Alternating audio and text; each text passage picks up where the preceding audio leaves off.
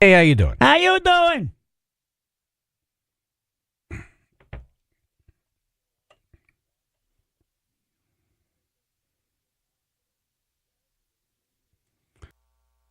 This is going to be called, part of the news is going to be called Cuckoo, Connecticut. Okay. Card skimmers found at 2 Big Y locations in Connecticut. That's cuckoo. Big Y announced that card skimming devices were found at 2 Connecticut locations, one October 29th and the second November 1st. Well, thanks for telling us. Right. Now. Appreciate that. Staff found another skimming device attached to a single terminal in its Stratford location. So one in Milford, one in Stratford. The individual who attached the devices is unknown at this time. Quote, we are currently investigating the circumstances surrounding this incident, and we notified and are working with law enforcement, Big Y said in a statement. Yeah, spit my card back and laughed. What? We have inspected all of our terminals and continue to do so. If we learn that any particular customer's information was compromised, we will promptly note. Be compromised. Customers are encouraged to review their bank statements for any fraudulent activity. Where's the surveillance video? Right. This probably happen at the self-checkout. Like, tell us which lanes. Yeah, exactly. I mean, when I forgot to do that one little stupid protein bar, they had tons of video on me. There's a story coming up somewhere where they, what was it? Target had has a device that if you go into the 10 items or less thing and you have 11 items, it sounds an alarm. Yeah, alarm goes off. You can't sound an alarm when someone sticks a skimming device in your machine? I'm being compromised. Well, that's money from the customers, not the business. Yeah, October 29th, and we're just hearing about it now. Yeah, that sucks. They put their best man on it. Has anyone been a victim to skimming or identity theft or any of that? No, that's my identity. No, no one would. They'd be like, wow, what happened? You get the short straw. I had such a good life as a criminal. I took on this working person's ID, and now I'm in debt. This is a trade down, honestly. I have hospitals calling me all the time looking for money. They sent my stuff back and said, you suck, man. Willing to trade. I am willing to trade. Like the kid at the lunch table, right, with the sandwich no one wants. Right. Yeah. No one wants the plum and tuna fish. How did they not tell us immediately that this happened? Right. Alert the public immediately now. Hit the alarm. Do it. I'm going to get around to that. I have a credit card now that I use that's not attached to my bank accounts because I was using my debit card on everything. And I'm like, that's probably not a good idea to have my number out there that's attached to my bank account. So now I have a separate credit card. So the worst thing that'll happen is it'll be on a credit card. Right. They'll drain with that a much. limit. Right. You know? Yeah. Same. Andre. Yeah, someone hacked into my debit card just a couple of weeks ago, and I didn't find out till like the next day. What they do is they'll go on your account and they'll make little charges like $1.25, right, $2, and as soon as they go through, bang. So I got 2 charges for like $6, and then they got flagged by Webster, because that's my bank, for like trying to charge like $100, and it was some online cosmetic store or something like that. Okay, it wasn't me. You know? Yeah, I have no idea how they got my card. No clue. Right. You never know. When you go to these stores and they start asking you a lot of questions, your hand over. I hate when I'm on the phone with someone and they're like, what's your credit card number? And they're repeating it out loud. I'm like, I don't know who's standing with you. The guy behind me couldn't hear. Yeah. And the pain in the ass is like all my stuff, like a lot of my bills are auto pay. And if they don't get paid because the number got frozen, then I got hit with late charges and things get canceled. It sucks. Yeah. I got screwed by my car wash. I was on automatic payment with them. Yeah. They closed, and then they charged me for the next month. Right. So I put in one of those, disputes, Okay. And I don't know, what are you going to dispute with a company that's no longer open? Right. Like, they got me for a month. Hopefully this doesn't keep happening. I called the bank. I'm like, how do I stop this? They said the only way to stop them from continuously pulling money out is to switch your card. Now, you know how many things I got attached to this card? Yeah. And You know, huge it's like, hassle. you can't just flip a switch on this one place? Yeah. I'm sure they could. Nope. They said no, they have the keys to your account. Wow. Once you say automatic They freeze payment, they your have the account. key to your account. Damn it. And the bank will freeze your number, and you got to go down and get a temporary card till they send you a new one. Yeah. All right, Andre. Thank you. See ya. Andre's working on that song for the toy drive. Excellent. We should have it soon. Pizza Phil. What's up, guys? Hello. What's up? $3 from Athens, Greece. It was about 3 weeks ago, and it was $3, and they got my business account, which is like the mother card of what I have. Oh. Wow. And it cost me $36 through my bank to get a new card sent to me. But worth it. Ridiculous, because only 2 banks on Long Island can print the card for me. I either had to drive to Southold, which I wasn't doing, Yeah. or I had to drive to Patchogue during rush hour traffic, which I wasn't doing. So it cost me $36, and then I had to change all the information over. Oh. Ah.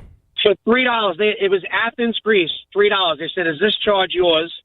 I hit the no button, and then the fraud department called me from Dime Bank.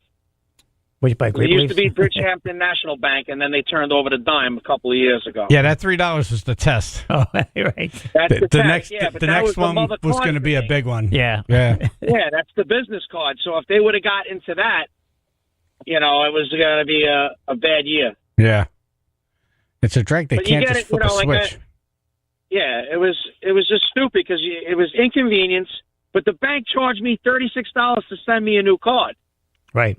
which is, I mean, I feel that's wrong, but whatever. I mean, I paid it, If you have over $5,000 in your account, I feel like everything that these kinds of things should be, you're in a better, you're a higher level account. Right. If you maintain 5,000 or more Right.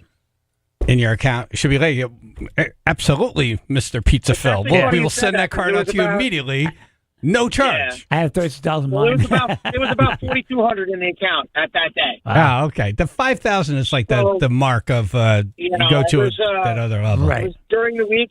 It was like I got the text. It was like a Wednesday afternoon, and I'm like, "What's this?" And I just used the card to buy a tray of wings for my truck, for my food truck, and I just used the card. And like 3 minutes later, 5 minutes later, whatever it was, I said, "Athens, Greece. What the hell? I'm in Riverhead. What are you talking about?" Right. Wow. So, and then when I hit the no button, then the fraud department called me. Like I want to say 5-10 minutes later. That's Wow. great. That's Called me. quick. That's pretty quick. And they Very were quick. like, "Hey, listen, Mr. Orabello, is this you?" And I'm like, "No, this ain't me." I hit the no button. And then I had to cancel everything. Yee. Horrible. Well, good thing you shut it It's more down. of an inconvenience is what it is. Yeah, no, that online Viagra was not me. It's a test, I think. That $3, they test the card, I think. That butt plug, To see if- not me. Right. In the shape of grimace. No, it's not Anyway, me you at guys all. are great. All right. Thank you, brother. Thanks, Appreciate man. you. Thanks. Have a good day. You too. I can't even imagine Patchogue rush hour traffic now. Oh, yeah. We haven't been there in 22 years. Yeah. It was pretty bad 22 years ago. Could not have and they gotten have better. not widened the road there. No. James and Seymour. Good morning, guys. Dad, morning. Morning. Unfortunately, I did have some debit card troubles a couple months ago. What happened? So, I didn't get the little test. I didn't get the little $3, $4, $5 test. They just immediately started charging or trying to charge several $100 charges to my. I'm like you, Chaz. I use my debit card most of the time, and they immediately tried doing massive charges. Which shout out to Sikorsky because they immediately blocked everything and they were like, "Look, get rid of this card, and we're sending you a new one." You had to shut it down. Yep. Yeah. Oh, it's scary, man. Shut down. That's the thing. There are people out there, and just buildings filled with people who sit in computers all day just trying to get into accounts. That's all they do. All they do. Yep, that's their job. Everybody's job is the same job. Right. Same job. Yeah, and if they get one in a week, they feel like it's a success. They have Christmas parties? It's unreal. I'm curious.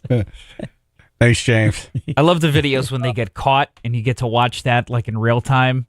There are a couple influencers out there like this like how they make their content. They know what to do, how to like reverse engineer like from computers. Like if you send me a scam email, I can copy this and send it back, and now you just flip the scam on the scammers. Right. I love those videos. Wow, those are great. Can't change tire, though. He can take down their whole computer mainframe. James on the road. Hey, how you doing, guys? Hey. Hello. Good morning. I was down in North Carolina. I tried to make a purchase. I knew, kind of being out of state, they were going to flag my card, and they did. But since I called them and they opened it up, I've gotten 3 phone calls from basically the same number but a different digit, and a voicemail saying from one that if I do not pay my full Comcast bill and click on it and call them back, that my Comcast bill would go to the full charge rate. I haven't paid cable in 15 years. I don't have cable at my house. You know, they're looking for the elderly people who just click on. Easily confused. Oh, I hate these people. Don't understand. Yep. But it's funny how they know as soon as I turn my card off out of state, the guy said, hey, we'll take a couple of the fraud restrictions off. I'm getting phone calls like this now. Right. You know? And like I said, you know, cable's screwing us enough as is. You don't need somebody stealing for them. You don't help them. Yeah. Well, they do it in the name of. Yes. Because I get these emails. Yeah. It's from our company name saying, hey, click here to check your paycheck. I'm like, our company doesn't do this. So I check with our, our money person. Yeah. They're like, yeah, don't click on that. Oh, okay. Yeah. Really? Yeah, I came in. I came back. I went to the bank on Monday. I gave them my card, asked for a new one, cut them up. And this bank ain't even charging me. It's a good one, Newtown Savings Bank in Connecticut. So, It's a good bank. Cool. You know, they look out for you. So, That's nice. hey, keep up the good work, guys. Thank you, brother. Thanks, man. Thank you. Later. Robin in Meriden. Hi, guys. Hello. Good morning. I have a really weird one. I got a call from my bank. Well, it said M&T Bank on my phone, and it was a man with a really thick accent telling me my cards had been compromised, and he wanted information from me. I'm like, wait a minute, what's wrong with my card? And he's like, oh, it's been used by someone else. I said, well, I'm going to the bank tomorrow. I'll get a new card. And he's like, no. We do it now. We do it now. And I'm like, no. That's I'll go when to the you bank know. tomorrow. Yeah. Right. That's when you know. It's happening right now as we speak. And then he's like, oh, my supervisor wants to talk to you. And by the time he said you, boom, the other guy is on the phone. Hello, this is, and he's talking. I'm like, no, I'll go to the bank tomorrow. And I hung up. I'm thinking, wait a minute, that's not right. So I called M&T Bank, and they said, no, that's a scam. They have a way to route numbers to make it look like it's from your bank when it's not. They said, if we wanted to tell you, we would text you that there was a compromise. We would never call you. I don't trust that either, though. I see the text come in. I feel like, oh, this is not real. How do you know that person's not part of the scam? Right. I have accounts in Webster and accounts in Newtown, and they're pretty good at like just doing a voicemail. Yeah. Like, hey, we have some charges here. We want to check. Okay. Call. Yeah, well, see, but they call you. It's not an accent. them. Right. It's Right. an automated. About the accent, Yeah. that's really a giveaway. But when they say call us, and you call not that number, but you call the number you have, then Hey, what's going on over there? Are you blocking legit. traffic right Are you now? blocking? No, I'm you in at a my red light? I'm in the parking lot, and people are like blocking everybody else. Oh. What parking lot's going bananas at this time? Call your place? I work at Amazon in North Haven, Gotcha. Okay. and people are picking up and dropping off like in the front, where other people are trying to pull out. Wow, this we want is to get out of here. Like cattle call. And it's peak. It's peak time, so we have to be at work before peak 6:30. Oh, gotcha. for the first shift. Wow. Oh, jeez. 6:30 in the morning to 6 o'clock at night. Wow. It's a long day. Yes, it is. All right. Thank you. Hey, have a great day, guys. Hey, happy holidays. You too. Bye-bye. Bye. Anna Marie, and then we're going to wrap it up. Yeah, I got scammed by. They emptied out my bank account, left me $5. Oh. I got an email. They emptied it. They emptied it except for $5. I got an email. I just opened up the email and it said from the bank. I thought it was my interest, 20 cents interest. I looked at it and like, no, this is something not right because it says, do I give permission to yada, yada, yada? And I just closed the email. And so I called the bank the next day, went to find the email. The email is gone. It's nowhere. I don't know how that happened. So I called the bank and they said, well, yeah, you gave permission to for this company to take the money. I said, if you looked at my account, the only thing I've done is deposits. I've never taken a withdrawal. They took over $5,000. And they since I caught it in time, they were able to find the money and get it back. Oh, good. So what I do is How are they able to find the money and get it back? I have no idea. Either they found the money or they gave me the money back. I have no clue, but You got I money got back. $5,000 back. Yeah. Holy crap. I don't care where it came from. Give it back. Exactly. And I said to them, I only do deposits. I've never done a withdrawal. In that So, particular I don't know. account.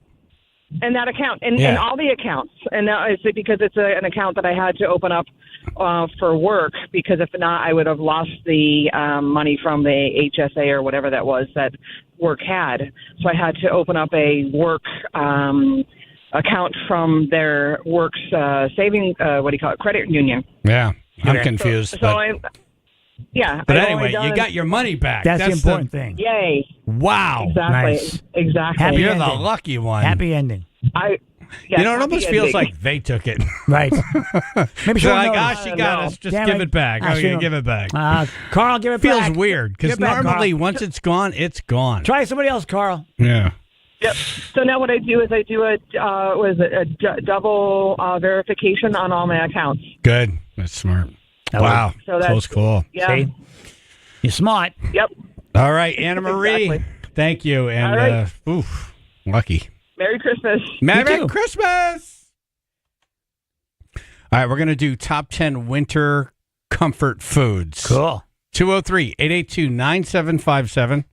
Ayesha's doing the list. She's pregnant, keep in mind.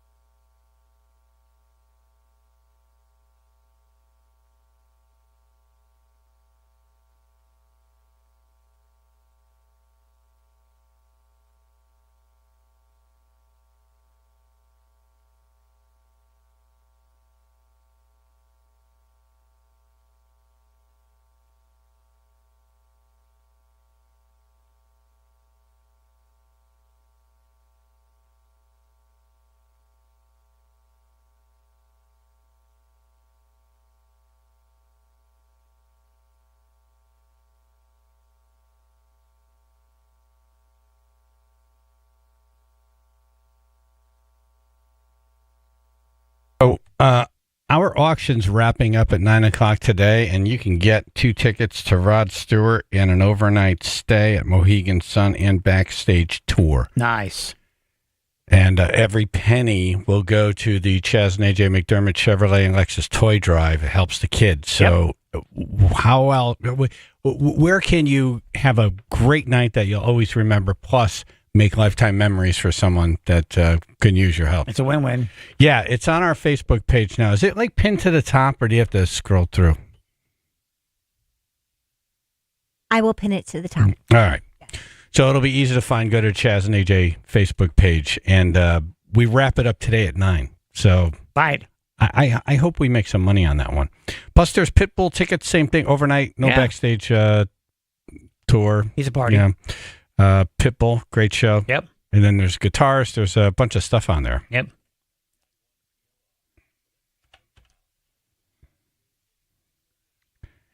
Okay, top 10 winter comfort foods.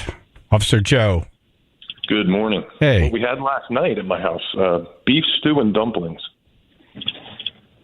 Ooh, number 1, beef stew, a hearty dish featuring tender beef chunks simmered with vegetables and rich broth. Fun task. And yet, Dinty Moore beef stew got a lot of disrespect when I brought it up. Right. It's the number 1 winter comfort food. Comfort food, yeah. Absolutely. I make it. You have to do you have to make it at home in the crock pot. You have to make it homemade, not from a can. Oh. That's correct. Yeah. Yes, it's way better when it's homemade. Yes, but. Yeah. But And beef stew. congratulations, Aisha. Oh, thank you so much. You're welcome. Yeah, we're expecting some weirdo pregnancy craving food here. Right. Have you had any weird cravings? No, but I do like to eat all the time. That's all right. You're eating for 2. Like a pickle milkshake or something like that. All right, Joe, You thank got you. Pumpkin Square? Take care. Yeah, hey, pumpkin squares. Bring Ayesha some pumpkin squares. There you go. Well, we'll have them. We'll have a bunch of stuff at the toy drive. Nice. Oh, excellent. Oh, And Linda's can't going wait. to raffle off the 5 pounds of cookies, so you guys will be good. Awesome. Nice. 5 pounds of cookies. 5 pounds. Thank you, Joe. All right, guys. Steve in North Haven. Hey, good morning, gentlemen. Good morning, sir. Is you have soup? Is that still as stew, or you is that I say like homemade soup? You know, chicken. What time did you start drinking today? I just had my coffee. I'm outside in the cold. Oh, I'm actually kind of freezing. man. Oh, man. See? I'm actually walking to the truck to go get it started. So Nice. Cold truck. That's always Yeah. fun. Yep. Yeah, here we go. December. especially when it's diesel, so it takes a little while to warm up. Yeah. I don't want when I feel like it. But I got my hot tea, so that'll warm me up. Good heavens, my hot tea. Hot tea. Yeah. Hot tea.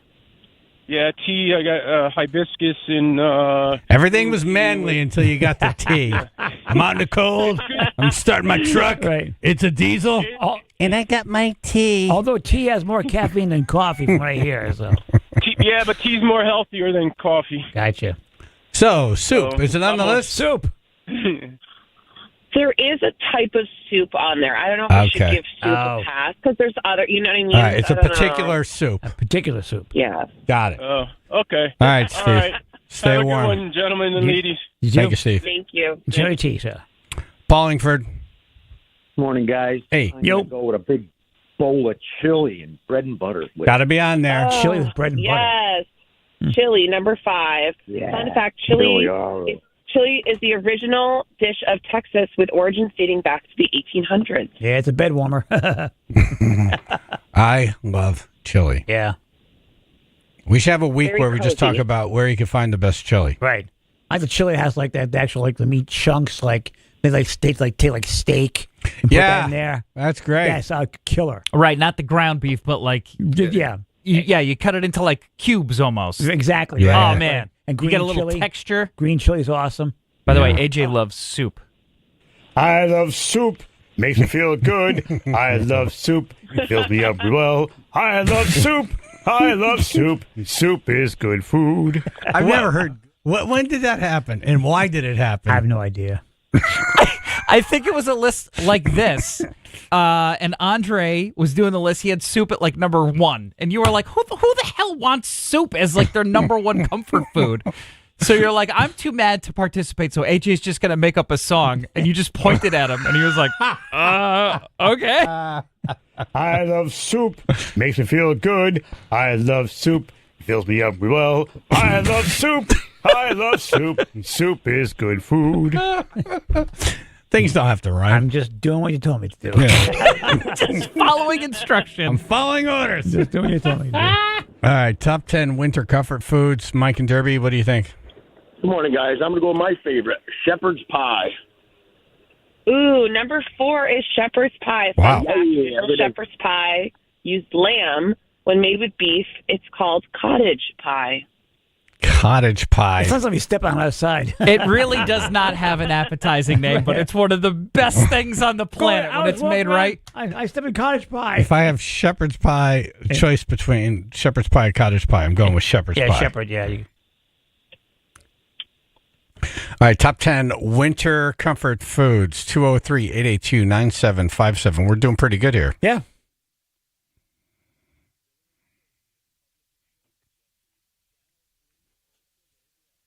Sunny to partly cloudy day today. Got a chance for a snow shower or flurries later on. Low 40s, 31 now in Guilford. All right, 95 southbound. We do have building volume starting in Bridgeport at exit 26. Stop and go traffic reported through to Fairfield at exit 21. Delays now about 15 to 20 minutes already expected. On the Merritt Parkway southbound, that's going to be in Trumbull, exit 48. Traffic building through to Fairfield at exit 44. This traffic report brought to you by Velo Airlines. Hey, Connecticut, did you know you can fly nonstop on Velo Airlines from New Haven and Hartford to almost 30 cities, including Jamaica and Mexico, with everyday low fares, reliable service, and no change or cancel fees. Book your trip today at veloair.com. That's your Chaz and AJ Connecticut Lottery traffic.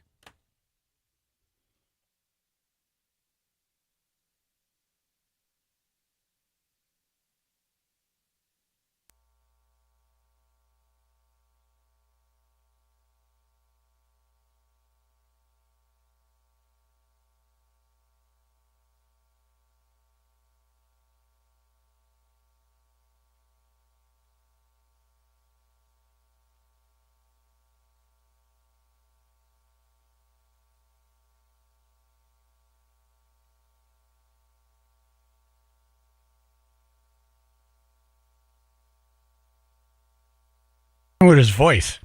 Getting strangled. Why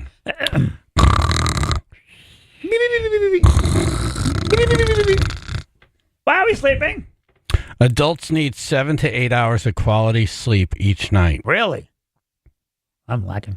When that is cut short, people miss out on crucial sleep stages that help brain and body function optimally. This explains a lot. This explains a lot with this show. So 3 hours is not good.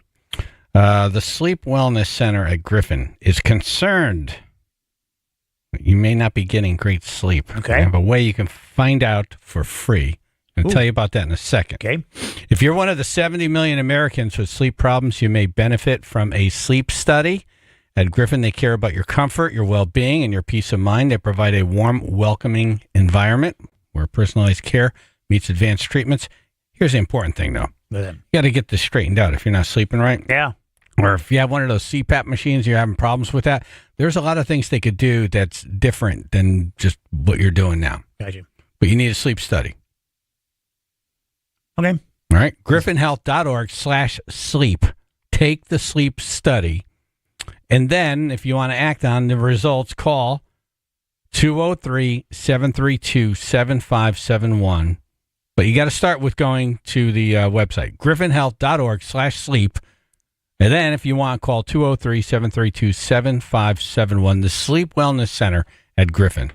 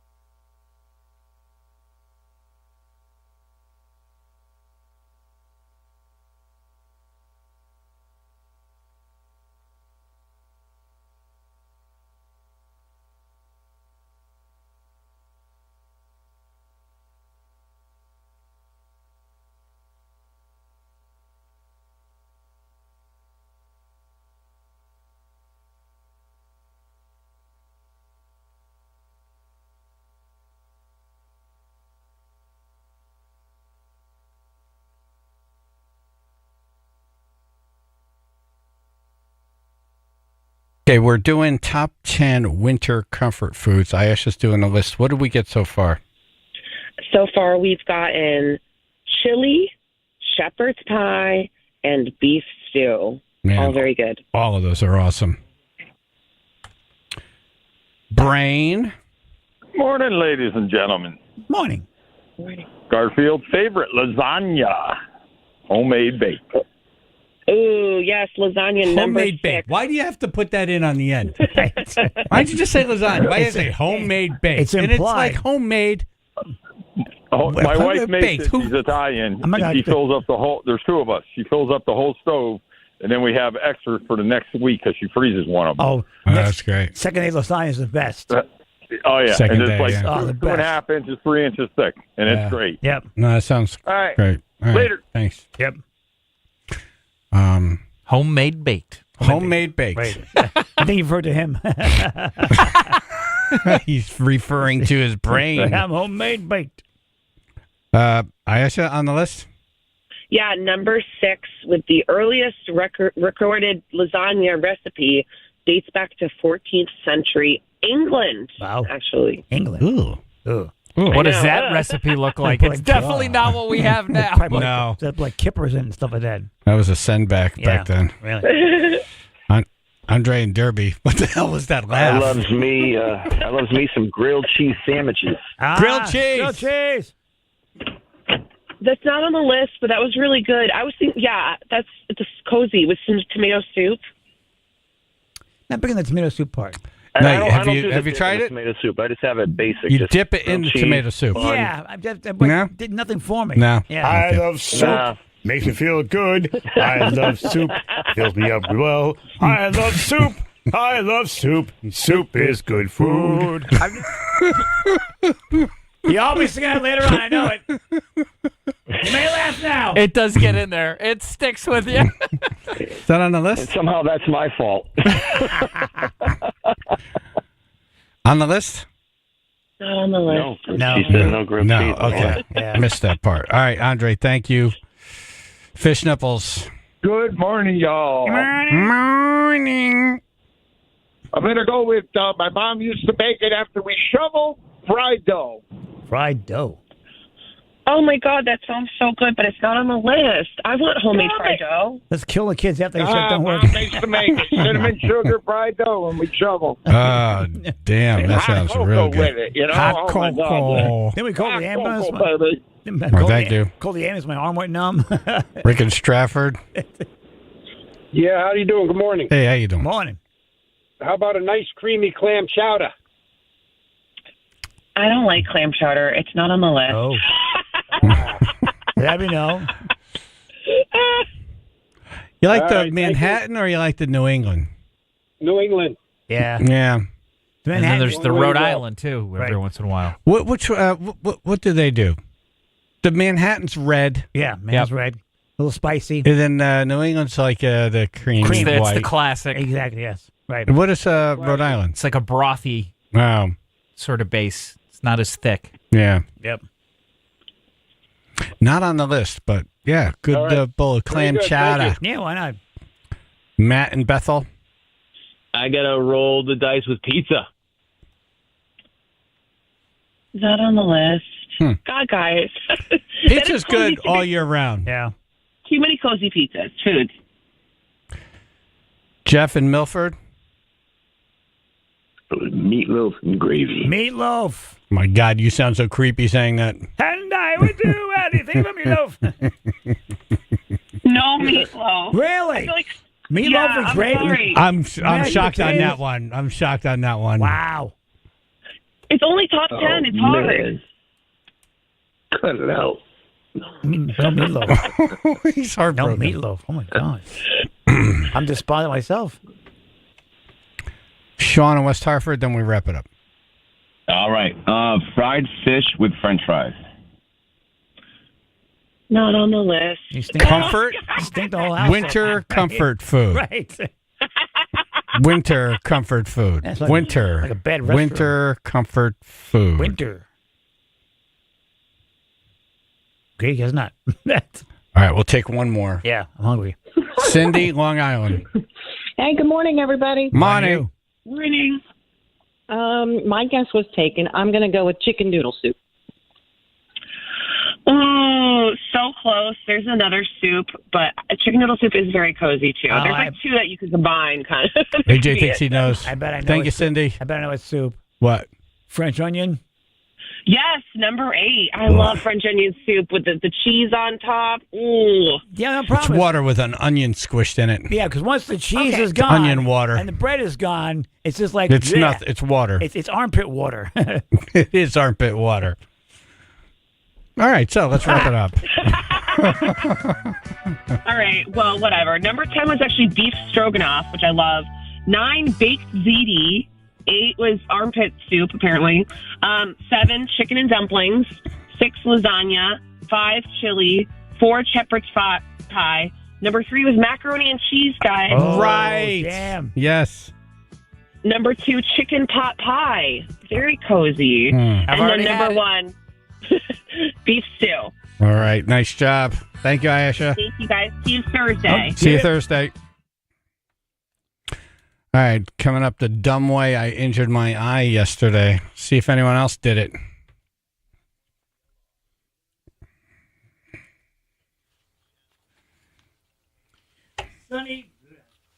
Yeah. Hello. Sunny to partly. I love soup. Sunny to partly cloudy. Got a chance for a snow shower or flurries today. Low 40s. How much snow? Like just Just a passing through. Okay. Mostly northwest in the hills. All We'll right. see it, if anything. Low 40s. 31 now in North Haven. All right, traffic right now, we're looking at building volume 95 southbound. That'll begin in Bridgeport around exit 26, moving through Fairfield. We're also looking at traffic on the Merritt Parkway southbound. That's going to start in Trumbull around exit 48, moving southbound through Fairfield. And just a heads up, in the Hartford area this afternoon, there will be the Governor Jody Rell Memorial Service today, so expect a lot of road closures and delays around that area.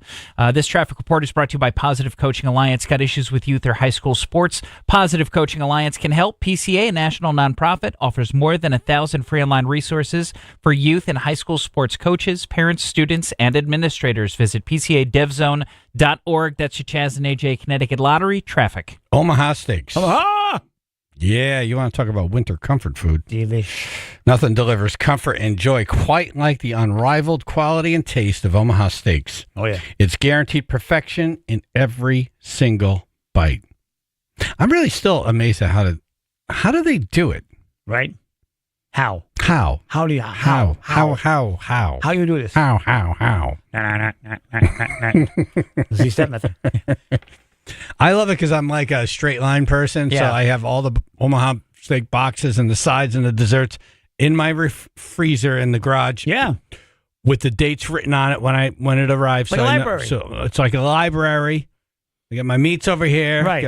And I just pull it out, defrost it, boom, done. The sides are amazing. Those steak fries, by the way, Oh, 8 minutes in an air fryer. right. From the freezer to the air fryer, 8 minutes, you have something that tastes like you were in the kitchen all day. Crispy and delicious.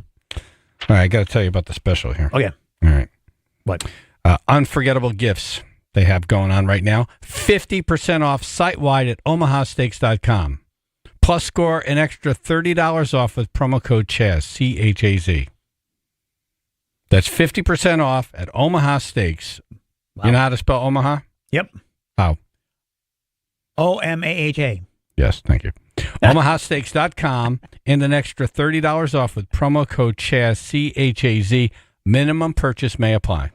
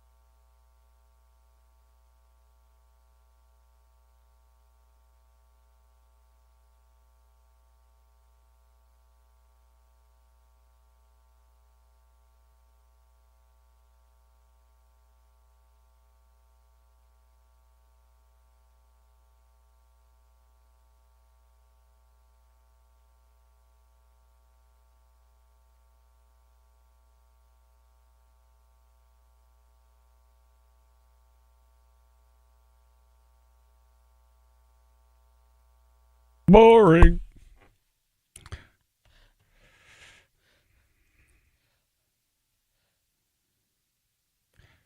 What are they saying on Twitch? Chaz and AJ in the morning, 99.1 PLR. They're still discussing the list. Oh, really? The comfort foods, yeah. Benjamin Y89 says, okay, a good French onion soup, yeah. Yeah. And then Packers Girl, it's beef broth with onion. And then, French onion. Then they go back and forth. Beef Is broth there a onion. French onion? There must be. Yeah, I'm French onion? Yeah, I need a French onion, please, because Right. I'm making French onion soup. Right. Beach Walker Mama says, and a piece of baguette. Got the baguette in there as well. Yeah. Right. I had a thing where I went through that phase of French onion soup. If I saw it on the menu, I would order it. Yeah. I'm good now. I've had enough. The problem with that stuff is it's very misleading. You think you had it cooled off, and then all of a sudden it becomes lava. Yeah, exactly. And you have a smooth tongue afterwards. Yeah. Yeah. The broth might be okay, but that onion is still lava hot. Right. Or the bottom layer of cheese. And what happens is when you pull away and it goes thwap, and it hits it right in like your chin. Then you got to have cheese burn mark on your chin, which is hard to soup. explain. Soup is good. Let's see here. What else? Oh, now they can't believe they didn't get the macaroni and cheese. I know. That really did feel like an obvious one. Right. Yep. Shepherd's pie's mentioned. Someone said mac and cheese. You never had shepherd's pie? No, I never did. I never AJ. did. I remember seeing you have it. We were in Ireland. In Ireland. And I said, you could have had shepherd's pie in Ireland. I was having the codfish with the fish and chips at the time. We were there for 5 days. I just didn't get around to it. But I got to make sure now I have I was some. like, I'm having shepherd's pie in Ireland. Right. Every day. Yeah. You know? It looked delicious. It's one of their specialty meals. Right. Sometimes they add Guinness in there. They braise the beef in the Guinness, Oh, and that's it's like, oh my god! I Like, want that stop one. it! So I can't good. handle it. I want that one. That's a good one. And so now we're all talking about macaroni and cheese and French onion soup, deep fried pickles. I jumped love in. soup. Makes me feel good. I love soup. Fills me up well. I love soup. I love soup. Soup is good food. I've never heard good rhymed with well.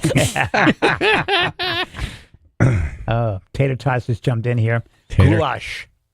Yeah, they're still talking about food. I don't Yeah. think Twitch is hungry right now. Yeah. No, but it's a good subject. Winter comfort foods. Oh, yeah. Big time. Deep fried pickles, love those. Yeah, I don't think about that Oh, in yeah. winter. Yeah. They're good. I mean, I'm not craving it ever. Like, I'll crave a mac and cheese. Yeah. Yeah.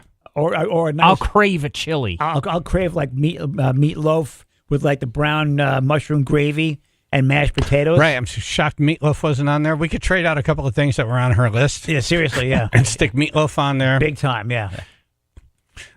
Mac and cheese. If you guys ever want to have good mac and cheese and you're in some vicinity of Oxford, you go to the Oxford House Tavern. Okay.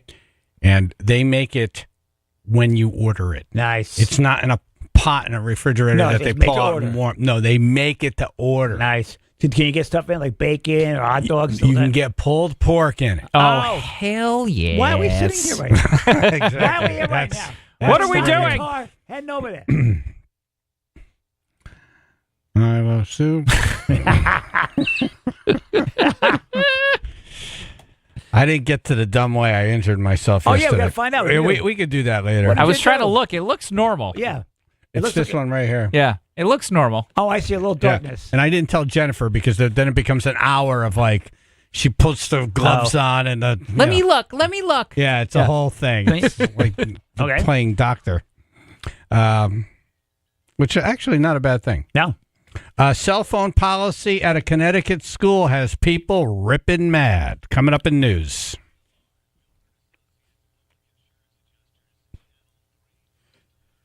Sunny to partly cloudy. Got a chance for snow shower or flurries today. Low 40s. 23 now in Bethany. All right, 95 southbound heavy stop and go traffic starting in Bridgeport, exit 26. Looking till about exit 21, moving southbound through to Fairfield. Delays there about 20 minutes now expected.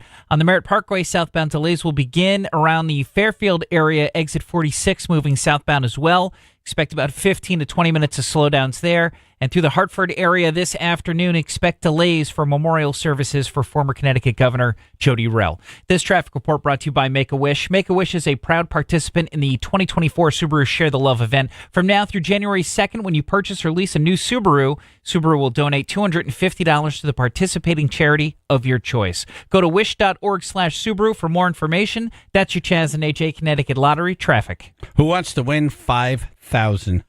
I know. K&J Tree Service has a thing going on right now. I have them come out, do a quote, and if you sign a contract before, I don't know, it's in here somewhere. I'll get to it. You'll win. You get in the running to win $5,000. That's nice. You get 5 entries. Every job gets 5 entries. So if it's a job for $100 or a job for $10,000, you get 5 entries. Nice. So it's not like the more you spend, the more you get. No. And the odds are good. You got the same chances as the person with the bigger job. Right. Yeah. And because it's December and, not super busy in the tree world. Right. Better chances. Yep. All right. Good odds. $5,000. How to enter. Okay. Call to schedule estimate today. And if you sign a quote, there are not only are you entered, but you'll get 5 entries. Go to kjtreeservice.com for official rules. All jobs qualify. Covered that. The winner's going to be announced January 7th, 2025. Cool. No immediate service required. Sign up now. Schedule the job for whenever. 203-248-8733 is their phone number. The deadline, this is what I was looking for, December 31st, 2024. Nice. No purchase necessary. Visit kjtreeservice.com for official rules. kjtreeservice.com.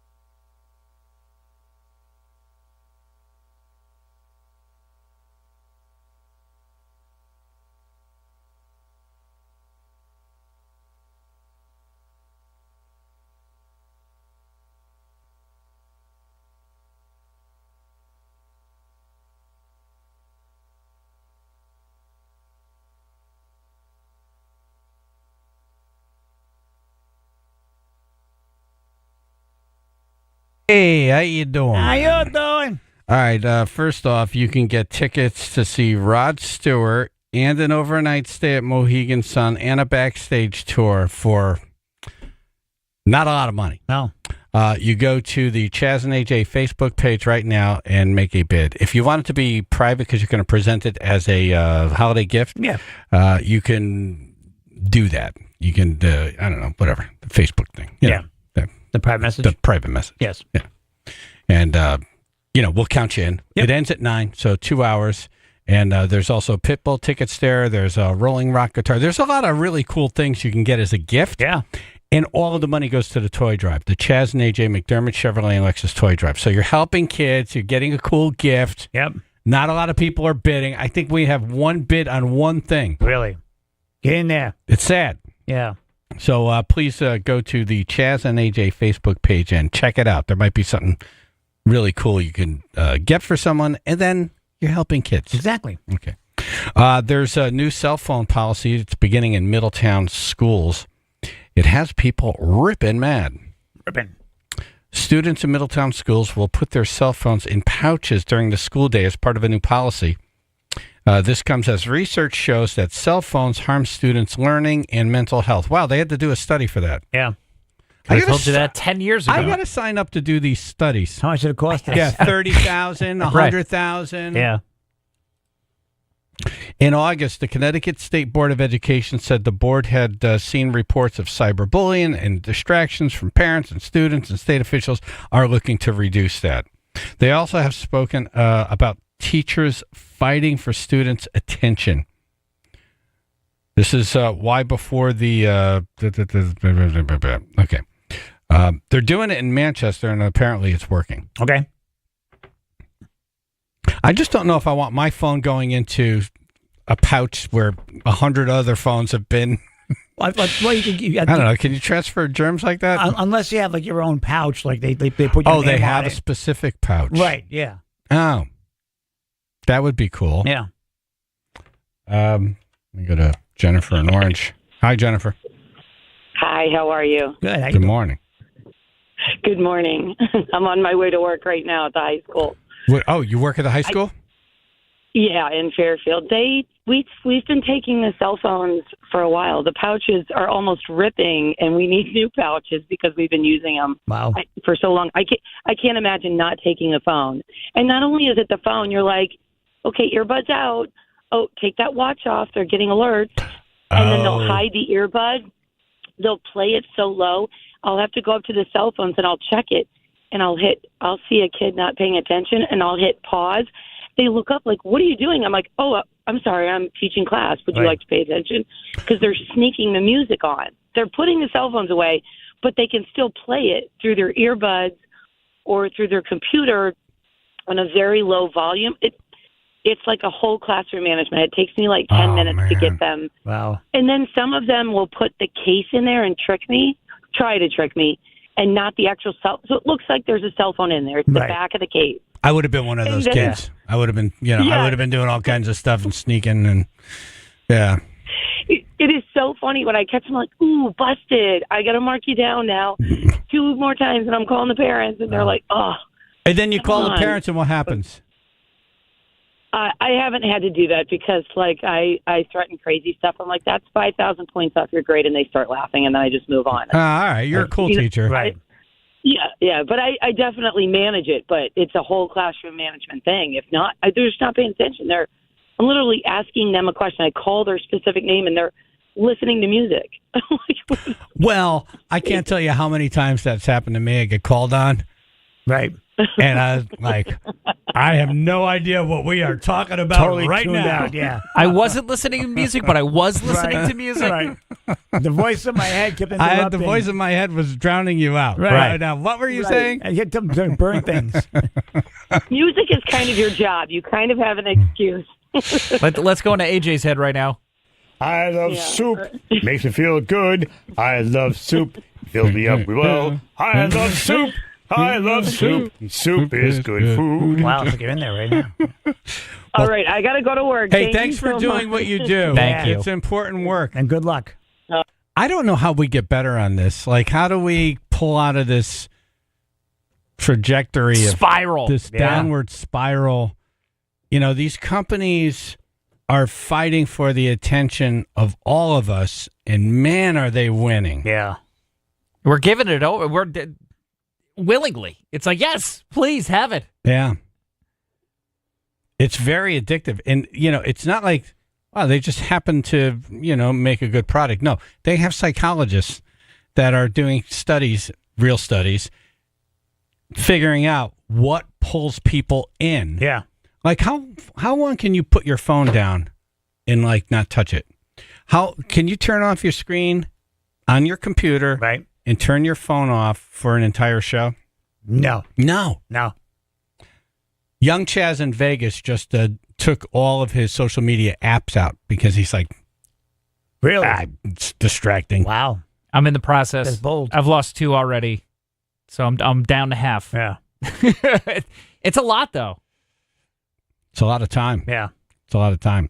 But even worse for these teachers who are trying to, you know, send people out into the world who are ready for the world. Yeah. And it's like, well, no, but they'll know that there's a lizard with a cowboy hat eating bugs. Right. And a bowl, which is a very good video. By the way, TikTok's figured out. I like that. Where you see a sequel? You know, there's something about a lizard with a little tiny cowboy hat that makes me smile. Bugs too. It's amazing. There's writers everywhere like trying to make these great shows. Chaz's like, I don't know. I can't get into it. This is Lizard with a hat. I'm in. Give me 3 hours of this. I am in. All right. Good luck, teachers. Yeah. And Middletown, good luck with your pouches. Rocking around the Christmas tree at the Christmas party. Have you seen Christmas trees on cars yet? Have we entered that period of time? Yeah. I saw like the day after Thanksgiving. Yeah. Yeah, that's Friday it happens, right? Yeah. People go out and get their trees? Which to me is too early. Oh, really? Yeah. Let's ask Brad. Brad, is it too early? No, we're good to go. Yeah. This is a guy who owns... Thanksgiving was late this year, so typically Black Friday is always a kickoff of our Christmas tree season for a lot of the tree farms in the area. Yeah, this year works big time. Yeah. Fairview Tree Farms in Shelton. Yeah. What do we need to know when we're getting a tree? Do we need to know anything? What do we need to know? Got to keep it watered. Well, we're very concerned about the drought this year and the trees locally here in Connecticut, drinking enough water out in the field. But fortunately, about 2 weeks before opening day at our farm and most of Connecticut, we had soaking rains 3 times. So the trees were able to drink a lot of water. So the dry issue is... If we didn't have that rain, that Weston house fire would have been a whole different situation. Oh, no kidding. Yeah. I know. Yeah. All right, so we get the. So, what do you recommend? Cut the tree or get a pre-cut? Well, at different farms, there's different types of trees. So the value of a pre-cut means you can choose a tree that may not grow locally. At our farm, we grow a few Fraser firs, but we can't keep up with the demand. So we supplement our demand, and we bring in beautiful, beautiful, freshly cut Fraser firs that are literally cut the day before they're trucked to our farm. And then you could choose different sizes, too, right up to larger sizes like 10 and 11 feet.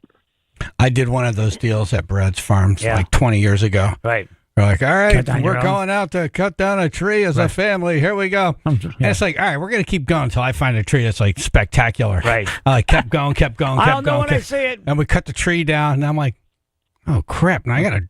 You got to catch a bus. Drag this thing 8 miles through White Hills. Give me your coat. I got to protect the tree. Yeah. The closest tree to the car, that's the one. I got the thing home. I'm like, I need a break. Right. I need, it could sit on top of the car for a few hours. Right. It's okay. It's okay. I need a break. It's got to rest. Once it's in the house, so one is... I learned this the hard way in Long Island because I didn't measure the tree, and when I stood it up on the stand, I thought I measured it. Oh, but I put it on the stand. Yeah, you have the little green swipe on the ceiling. The green stain, yeah. Right, yep. Yeah, I didn't include the stand in the measurement, so include the stand in the measurement when you're figuring all that out. Right. Once you That's get true, yeah. We have a measuring stick at our tree baler. We've had that now there for about 15 years. So when someone comes through the tree baler, we generally always tell them you have a 7-foot tree, you have an 8-foot tree. And if anyone has any questions and they think they have a 7-foot tree, but really it's like a 10-footer, we tell them, hey, that's not going to fit. No, it'll fit. And no, it definitely won't. So we either have to try to help them find a new tree, or we've got to cut the tree. We've got a chainsaw at the baler. We just take off a foot or two, whatever's necessary to make that tree, if they cut it themselves, and if you have one of those pre-cuts, you guys cut the bottom off just so it's a freshly cut. Yeah, there's a big trick to that. Any tree, any live Christmas tree will sap over the bottom. It won't drink water until you give it a fresh cut. You need to take off a minimum of a half of an inch. So even for our customers that drive back to New York that have a 1-hour drive, we tell them, hey, make sure when you get home you recut the tree again, even though we cut it at the farm. Try to take off a half inch so that the sap won't plug up the holes. It'll drink water way faster. And do you cut it like on a slant so this way the bottom's not flush with the bottom of the pan so it gets water better, or doesn't matter? No, most tree stands now have a little teeny, it looks like a biscuit. Little divot. It looks like a little teeny plastic wafer. So we cut it flush, and the stands we have a little biscuit thing that it gives a little space, and the trees are able to drink the water right up through that. Nice. Okay, then you put it in the stand, you got it all set up, and you got some water in there. Water should be room temperature, or doesn't matter? Room temperature is good. Cold water is okay, too. Houses are typically 70 degrees, so the water warms up pretty quickly. Definitely do not want to use hot water. Definitely do not do hot water. And then if the tree is, once you take it out of the netting and whatever, and you set it up and you put the water, I heard that you wait like a day or before you decorate it. Yeah. Is that a thing, or it doesn't matter? It's not a thing. I think most people just start grabbing the branches and fluffing them down. And needles should fall off that are 3 and 4 years old. So sometimes if people don't shake their tree aggressively, we try to make sure that most of the trees get a good bang. Got to shake it aggressively and give it a good bang. Right. How about that? On your hardwood floor. Right. And the tree too. Right. After you have a fresh tree, you have the nicest smelling vacuum cleaner. You do. Every time you turn that on, it's like, ooh. It's August. Like, wow, it smells like Christmas. It just smells like Christmas. Yeah. That's true. All right, what else? So trees will drink a lot of water. In a day's time, when you first put the tree up, that's when they drink the most water. Some trees can drink up to 1 gallon, so you might have to fill the stand in 3 or 4 hours again. Can you put something in the water? 3 or 4 hours. Like folks put aspirin in the water for flowers. Like, is there anything you can put in the water? That's a good question. For the tree, make it last longer. Absolutely. There are 2 or 3 tree preservatives that tree farms sell. We sell a product called Prolong. There's another tablet. It's like an aspirin, but it does dissolve. It's an enzyme, and it helps keep the sap from damming up the bottom of the tree. So the trees can drink more water for a longer period of time. Nice. And then if you can, don't set the tree up over a heating vent. Yeah, dry it out. Absolutely. That's a huge, if you have a heating vent, if you can throw a piece of cardboard over that one, that'd be a great idea. Right. Or, you just turn the little thing off. Put them on my kitchen. Yeah. All right. Anything else? Well, how do you get the tree out without is there a bag you could put on the tree on the way out to get it out without it just it becomes a tree skirt. It's just it's an oversized white trash bag, about 7 or 8 feet tall, very, very wide. It's a huge cylinder, and it forms a cone at the bottom. So worth it. You have to remember to put that around the stand first before you drop the tree on. Then when you're done with the tree, you just lift. And when the ornaments are all off, you just lift, and the tree is already in the bag. Little zip tie at the top, and you're done. Worth it. My last one looked like a sign of struggle. Like a crime scene. No! Yeah, like the last one, it looked like a Christmas tree farm blew up in my house. I'll even CSI to come by. Brad with Fairview Tree Farm in Shelton and then you got this light show going on, right? We do. Our tree farm's got a lot of wonderful things going on. Tree farm by day. We transform the entire place at night. We do our Merry Christmas hayride, Night of Lights. It's a nighttime Christmas lights hayride, and it's all about Christmas. It's a nice 30-minute ride, and it's absolutely wonderful. You guys have been great. Tickets are on our website at fairviewtreefarm.com, and we had this weekend we had a record crowd come out on Saturday night because people were still around for Thanksgiving. People of all ages, too. We had people well into their 90s going on the ride. It was wonderful. It's something cool to do. Yeah. It's something, Little tiny kids. It was fantastic. Yeah, and you don't even need kids to go. No, you don't. In fact, it makes it better. Leave them home. Right. I was going Just kidding. grab a couple. Yeah, Tommy. more time with Santa then. That's right. Exactly. That's right. All right, Brad. Thanks, man. Appreciate it. See you guys soon. Thanks All right, again. Thank you. All right, we're going to put that up as the pod pick today just so you could well, I think it'll be the pod pick. Either way, it'll be the podcast or the pod pick so you can run through your Christmas tree stuff. Yep. Dumbass news coming up. What is making these women scream so loudly? Coming up. 99.1 PLR, Chaz and AJ in the morning.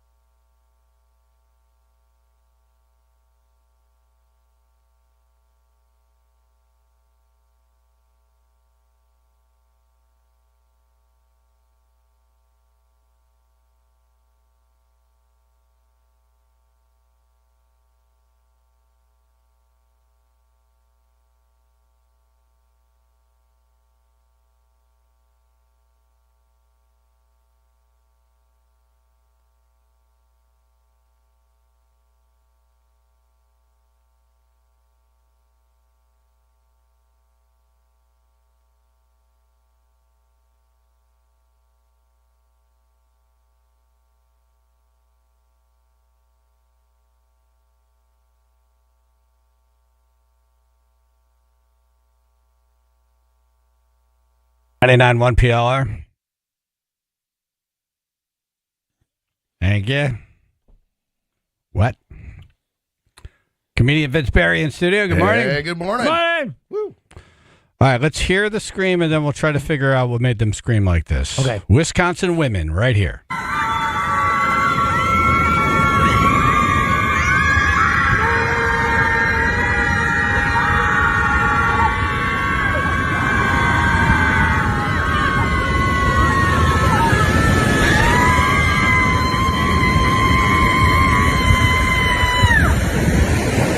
It's not a group waxing. My fly was undone. I think it would be more laughing. It would be more of this. I knew it was one of the two. Yeah. In your mind, I confused it. you're hearing the scream. I confused but it. in reality, Right. Yeah. That's right. They were protesting Trump being elected. Oh, Lord. Oh. You know, this is a productive way to get out negative energy. Yeah, get out of your system now. It doesn't hurt anybody. They went down to the water Right. and they let it out. Okay. The lake's like, what the hell did I do to you guys? Right. And there's probably a lot of husbands who are like, that was great. Right. You know, you go down in the water, you scream. Right. I don't get bitched at all day. Oh, you come back, huh? Yeah, it's better. Right. Better. Very productive way to get out. Yeah, get it out of your system. Get it out of your system. Get out of your system. Yeah. The fish are very confused, though. Right. Yeah, like, what did we do? Yeah. Seagulls just exploded. Exploded. Every moose crossed the highway. Yeah. What non-political thing would make you scream like this?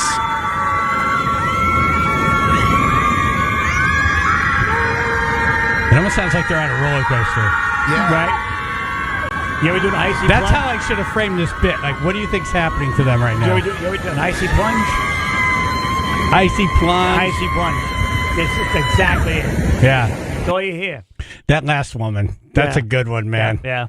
She probably left there really happy. I think she stepped the toe. That last one. Oh, no. She got an Eversource bill. Yeah, that'll do it. That'll do it. That'll do it. Oh, yeah. That was Connecticut. First bill after the rate hike. Their head popped off. Yeah. Poof. I was traveling down 34 this morning at a good clip, and I had a Jeep pull out in front of me. And I'm sorry, but if you're in a 4-cylinder Jeep, it takes you go from 0 to 50 in 8 hours. Yeah, you time with a calendar. Don't just all you no need behind you, to right? do is this 1, 2, I'm gone. Yeah. I am out of your life. No one behind I'm you, gone. right? Nope, got to pull out. I'm like, oh my God, pedal faster! That was me. My head was That was that guy's pants. Can you change your horn to that noise? Right. My cousin Steven, Jennifer's cousin, has a trucking company. Yeah. And his horn is a railroad train horn that's so freaking loud. I'm sure he's giving someone a heart attack. Wow. It has to. Like, that thing is so loud. If you have any air in your body, it's coming out in all directions. It'll find. Yep. And that's your underwear. That's the R2-D2 scream right there. That is. Yeah. That is. Yeah, what the hell was going on when he screamed like that? When he ran, when flying back. Wait. Yeah. I feel like he was on fire. Was there like a spark? Like Something happened. Something He hit him. zipped across the screen. Yeah, I feel like one of the guys hit him. Commercials. Sorry. Stick or something. Oh, I don't remember. Something zapped him. Yeah. Something zapped him. There you go. Did he? Was it him screaming, or did he zap something? No, he was screaming. Yeah. It was him. Yeah. I think so. If the clip I'm looking at is correct, I don't remember. Yeah. He plugged it with 220. Wow, that really sounds like the last lady in that group. It does. Yeah. Oh wow. Wow.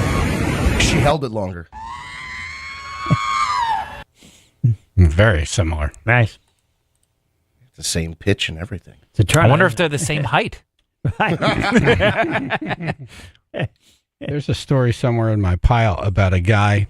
We were going to do it yesterday. He was on a roller coaster, and he realized that his the lap bar was not hooked, and it's clicking up. He's like, I'm going to die right before it goes over. Just as it gets to the peak, he climbs out. Abandoned ship.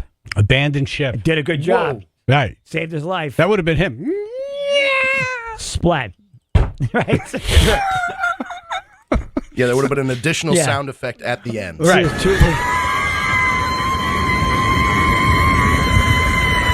Yeah. You see two legs out of the fun house.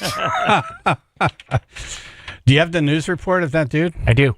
Okay. What we know is that a man stood up in his seat and jumped onto the emergency staircase just seconds before that big drop. And you can actually see a portion of that coaster behind me where it heads up to the highest point.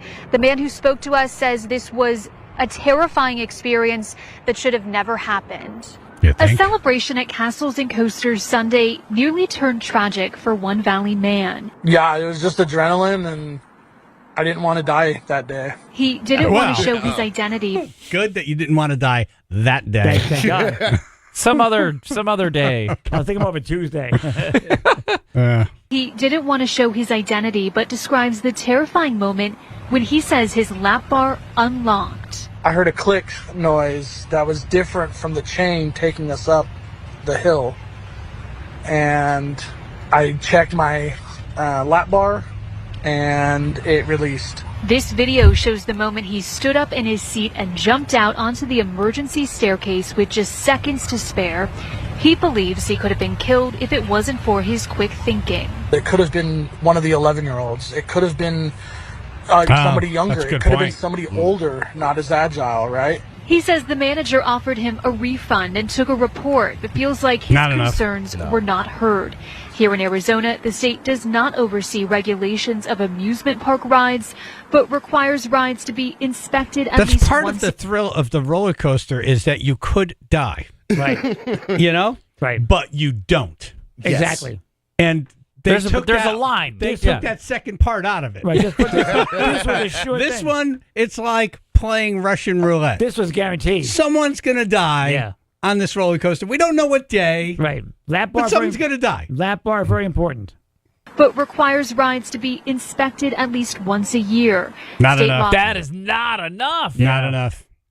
How many runs of a roller coaster can you get in a week How about or a every- month? How about every morning? I have not gone on a carnival ride in probably 30 years, even the slowest carnival ride, just because I know. Yep. Yeah, I know. In all respect to carnies, it's a hard life. Right. They're working people.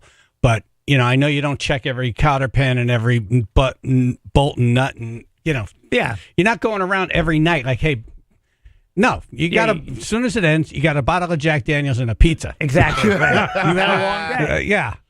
You had a long day. You had a I long get day. it. Right. I used to ride all the rides. I used to love riding the rides. And there's just too many stories. I'm like, wow, these people, they just don't care sometimes, it seems like. Yeah, I'm not a height person, and I don't want to, you know, challenge gravity. No. With the carnival people. Exactly. I had a very false sense of security is what I'm realizing. Yeah, I can't have the traveling carny be No. the person that stands between me falling 500 feet. Right. Some guy named Jeb. Right. Jib.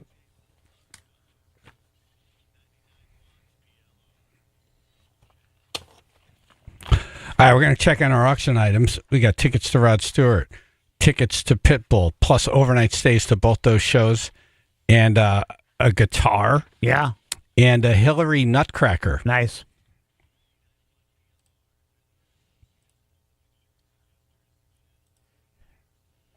Sunny to partly cloudy. Got a chance for a snow shower or flurries today. Low 40s, 19 in Cheshire. All right, 95 southbound. Delays will begin in Bridgeport right around exit 26. Looks like they're now heaviest through Norwalk. Delays between exit 16 and 13 right now. Expected to be about 25 to 30 minutes. On the Merritt Parkway southbound, that's going to start in Fairfield as well. Around exit 46, heavy stop-and-go traffic reported. And right around the Connecticut State Capitol this morning in the Hartford area, expect delays this afternoon and evening as memorial services for former Connecticut Governor Jody Rell will be held. This traffic report is brought to you by Avello Airlines. Hey, Connecticut, did you know you can fly nonstop on Avello Airlines from New Haven and Hartford to almost 30 cities, including Jamaica and Mexico, with everyday low fares, reliable service, and no change or cancel fees. Book your trip today, AvelloAir.com. That's your Chaz and AJ Connecticut Lottery traffic.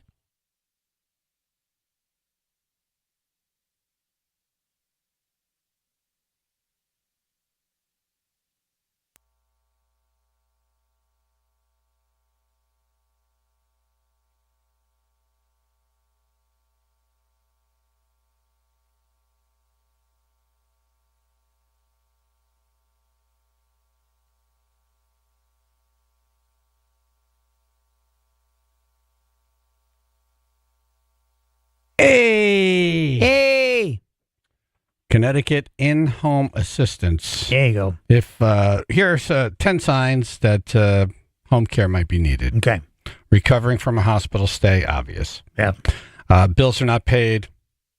Number 3, weight loss. Number 4, problems with walking, balance, trouble getting in and out of bed. Number 5, history of falls. Number 6, not remembering to take medication or getting prescriptions filled. Number 7, homeless clutter. Number 8, confusion, memory loss. Oh my God, AJ, this sounds like you. Damn.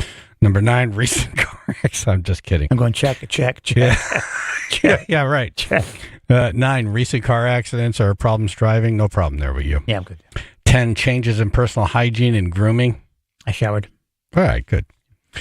Be prepared with Connecticut in-home assistance, whether you need someone to check in periodically, you're going away for the holidays, you need someone to cover your shift, checking in on mom or dad. Exactly. Or you need round-the-clock care because you don't want them in one of those places. No. Shady Pines, no way. No. cthomecare.com. That's cthomecare.com or 855-412-CARE. 855-412-CARE, Connecticut in-home assistance.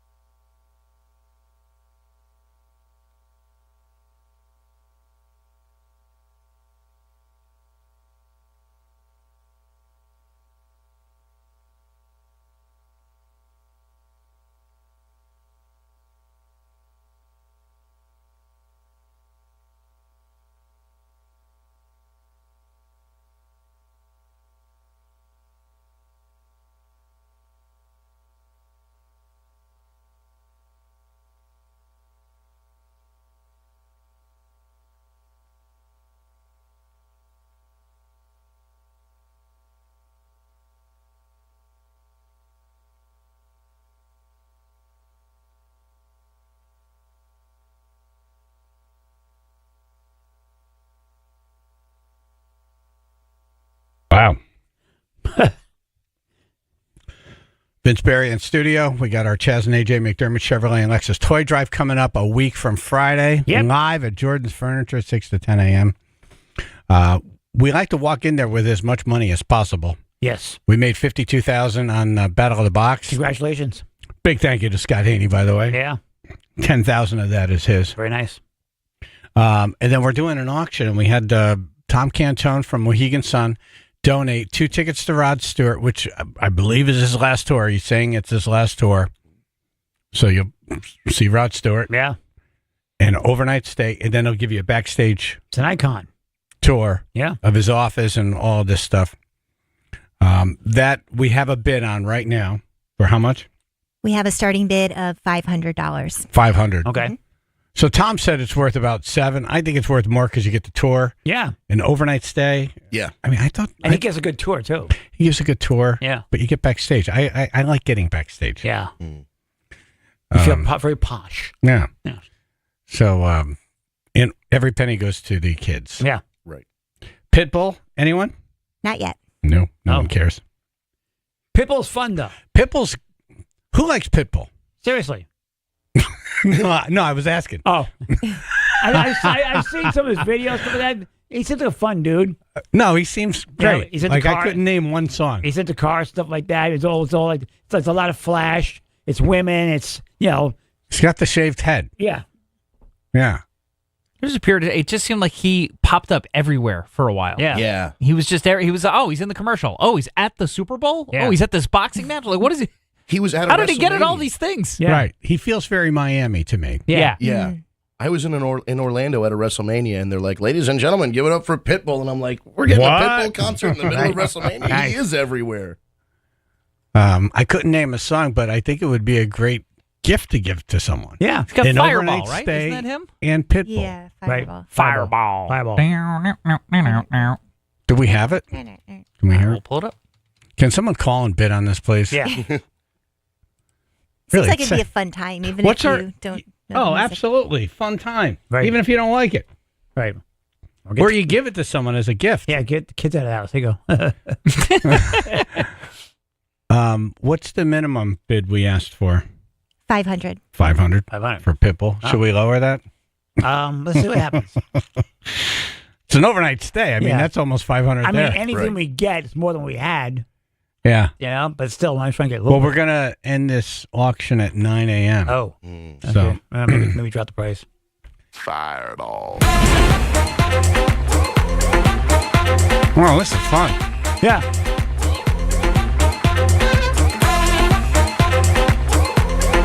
Now, does he bring like a bunch of hot women out on stage while he's doing this? Gotta, right? Yeah, Pitbull. I'm expecting like a bunch of Spanish Channel weather girls coming out right now. Yep. Oh my You'll god. be hitting the SAP button the entire time. Right. All right, so we got a bid on the Rod Stewart, no bid on Pitbull. What else do we have up there? We have the Rolling Rock Stratocaster guitar. That's cool. A very cool Limited guitar. edition. Now, it's not a real Stratocaster. No. It's a Stratocaster. What's that brand that Fender? It's not Fender. It's the other Squire. Squire. It's made by Fender, but they don't Right. put Fender on it. Right. Okay. But it's a very cool guitar. Yeah. It's cool, like from your man cave.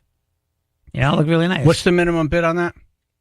Minimum bid is $200 on the guitar. Oh. Brand new. It's a never limited played. edition. Like, they don't make a ton of them. Yeah. Mhm.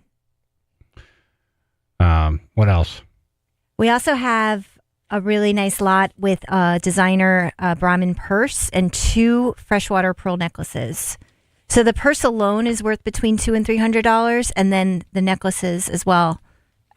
There's one triple strand freshwater pearl necklace and one multicolor. So there's 3 gifts right there for women in your life Yeah. that you Right. can get. And the value is $500. Starting bid is $250 Wow. for all 3 items. Damn. Yeah, that's a good deal. Oh, yeah. Mm-hmm. Especially for guys who, like you said, they're looking for something. You don't know what to get. Something different, yeah. The woman in your life Right. or a relative. Yeah. Fresh water pearls. Fresh wood. Why do you say it like I that? don't know. It's just something that they You're say. selling them at Yankee Fireball. The fact that they mentioned fresh water pearl, to me, seems like it must be a thing. Yeah. Otherwise, It has to I never be. heard someone like say fresh water pearls. Just pearls. All right. So maybe they're brighter, nicer. Not as salty as saltwater pearls. Exactly. You put them in your mouth. Better cocktail sauce, yeah. And then somebody donated something that is very funny. It's a Bill Clinton corkscrew Yeah, action figure. And guess where the corkscrew comes out? right, And then a Hillary Clinton nutcracker. right. And guess where the nutcracker? Where the normal nutcracker was. Yeah. That's funny, though. Yeah, I'm hoping we get some bids on this stuff. Yeah. They're fun gifts. Chuck and Aunt Sonia. Hey, Chaz. Hey, good morning, everybody. Morning. Hey. Chaz, what's the bid up? What's the bid up to? On what? Rod Stewart. Rod Stewart's 500 right now. I'll go 700. 7 bills. Really? Wow. Nice. You're a good man, Chuck. Thank you. That's great. Hold on. Let me grab your number. Don't move. All right, that's the number to beat 700. now. Yeah, I mean, honestly, how many times you going to be able to see Rod Stewart anymore? Yeah, But the plus overnight stay, Yeah. and then the thing backstage with Tom Cantone. Yeah. So Tom Cantone, the president of entertainment Yeah. of all the Mohegan Sun properties Yeah. around the world, personally give you a backstage tour, and you'll see the wall where everyone signs. Yep. Kiss did a big picture Of course. of their logo. Kiss, yeah. Yeah. All right, so we got 700 on Rod Stewart. No one likes Pitbull. Wow. They should.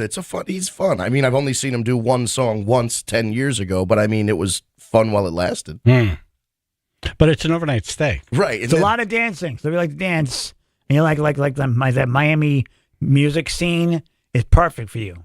And then you you get food at Mohegan. That's the strategy. Don't try to sell anything. Eat a lot of good food at Mohegan and then go dance at the Pitbull concert. It's and that burn the Miami calories. thing. If you like dancing, Yeah. and the Miami thing, That Miami thing. this is for I'm you. doing my best here. Chaz and AJ. Hey, when is the Rod Stewart concert? Yeah, it's a great question. That's a damn good question. That would be Friday, July 25th of next year. All righty. Take my info. I'll do 1,001. Whoa. Look at you. He's an experienced bidder. Yes. This guy's been on eBay before. Right. And Price is Right. Thank you. Price is Right. Hold on one second. Spin the wheel. Wow, that's pretty good. Pitbull's like, what about me? Right. He should have bid on it. Is this Nobody wants me Is on it- Pitbull. Is this Pitbull? No, I no. want people to come and dance. No, I'm a hound dog. Act like they're in Miami.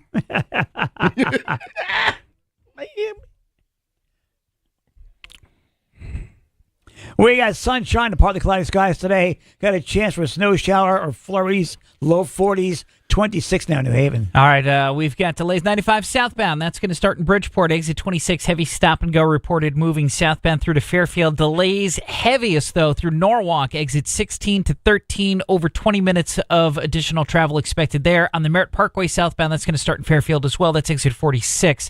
Just a heads up that this afternoon will be the memorial services for former Connecticut Governor Jody Rell around the Connecticut State Capitol. You can expect a lot of delays in the Hartford area if you'll be traveling that way.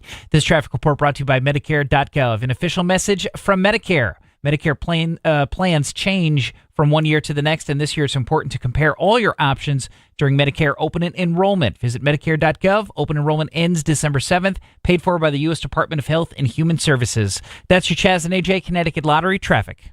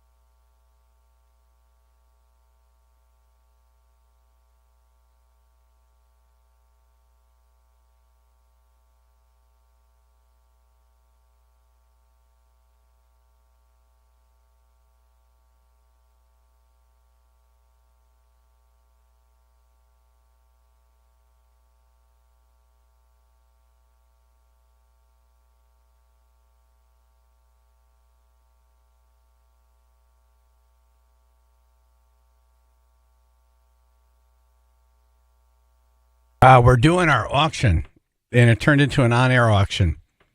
And this is a part of getting the holiday spirit. Yep. We're talking about these items. No one's bidding on them. Right. And all of a sudden, I see the phones light up, and I'm getting texts. And Nice. Thank you. Thank you. Billy Mack from the band Shameless. Okay. Awesome band, by the way. Oh, they're fun. He texted me, "Hey Chaz, what's up? It's Billy Mack from Shameless. I'll start the bid for the Pitbull tickets at $500." Nice. Wow. Billy Mack. Yay. Yeah, Thank Billy you. Mac. Billy Mack. Yeah. All right, we got some calls here. Ian and Danbury. Hello. Good morning, boys. Hello. How's it going? Just want to say I'm a long-time listener, first-time caller. Love you guys. You get me through every morning. Just want to Thank you. appreciate the work Thank that you. you do. Thank you. Heard that good news about the Pitbull bid. I would like to up that. I'll go $550 for the Pitbull ticket. $550. Nice. Pitbull. There you Pitbull's go. happy boy now. Who's a happy boy? I am a happy boy. All right, we have your number. All right. Phil has your number. Yes, not yet. Awesome. Thank you, Ian. Thank you. Cool. Kayla. Hi. Good morning. Hi. Hello. This is my first time calling as well. I'm so excited. I listen to you guys every morning with my dad. Thank you so much. Thank you. What's your dad's name? Thank you. Daryl. Daryl. Cool name. Daryl. Yeah. Daryl. Can I shout out his business? Please. Fitzgerald Automotive on South Main Street in Beacon Falls for any of your specialty car needs, anything. Cool. Oh, nice. Thank you so much. It was a good And read, too, right? I'd like Good to job. place a bid on Pitbull, Okay. and I'll do $600. Nice. Ooh, we're up to 600 for Pitbull Pitbull, very happy now. and Kayla. All right, very good. Kayla, thank you. And tell Thank you so much, gentlemen. tell Dad Daryl we said thank you for turning you on to us in the morning. Will do. Thank you so much. Thank you. I'll never forget this conversation I had with a mom once at an event. She said, "I have a 25-year-old son. We don't have a lot in common, and we argue a lot about a lot of things. But we get in the car, we turn the show on, and we laugh together. Nice. And it's the best part of my day with him. Cool. We bond over you guys. Right. Like I heard that years ago, and I still remember it now. They yell at us instead. What jerks! What morons! Why are we even listening How did to they this? get a job? Oh, my God. United against a common These enemy. people are on the radio? I agree. Tony and Wilton. Yeah, hey guys, good morning. Hey. Morning. I can't. You guys are breaking up. You hear me? all right? Yeah, we can hear you good, Tony. Go ahead. We're still together. Thank you. I'm asking about the Strat you have. What's the story there? Oh, the guitar? Yeah, it's a Squier imitation Stratocaster, produced by Squier, but then detailed by Rolling Rock as a promotional item. Only so many made. Mint condition. Nah, it was with Boston John, so it's in good condition. It seems a little scuffy, like not scuffy, but like dingy, A little polishing, like cigarette smoke. No, yes. No, I saw it up close. It still has the plastic on it. Like it's never been cleaned. Wrapped in plastic. Yeah. But it's in beautiful condition. Beautiful condition. Yeah, I probably shouldn't try to sell anything either. What are you doing, man? We're trying to get money for these things. Yeah, it's an excellent condition. Oh, I think we lost him. Yeah. We lost him. Yeah. Mm-hmm. Call back. Yeah, call back. We did get a bid on the Rolling Rock guitar. Okay. I don't know if this person wants to, I don't know if they're getting it as a gift for someone. So I'm just going to say there is a $200 bid on the guitar right now. Okay, so start. Cool. Mike in New Fairfield. Good morning, guys. How you doing? Good, thank you. Thanks for what you do. I listen to you guys every morning on my way into the office. Thank you, guys brother. are just phenomenal. You've been doing this forever, and it's Tell a me- great cause. tell my boss that. I'd like to drop a bid in on the Pearls in the Purse. I want to get that going at $250. Nice. It's like a children's book. The Pearls in the Purse. Would that be a children's book? It would be now. Thank you very much. Phil has your number? I don't think so. Okay, hold on. Don't move. Mike in Fairfield. has a bid. The Pearls and the Purse.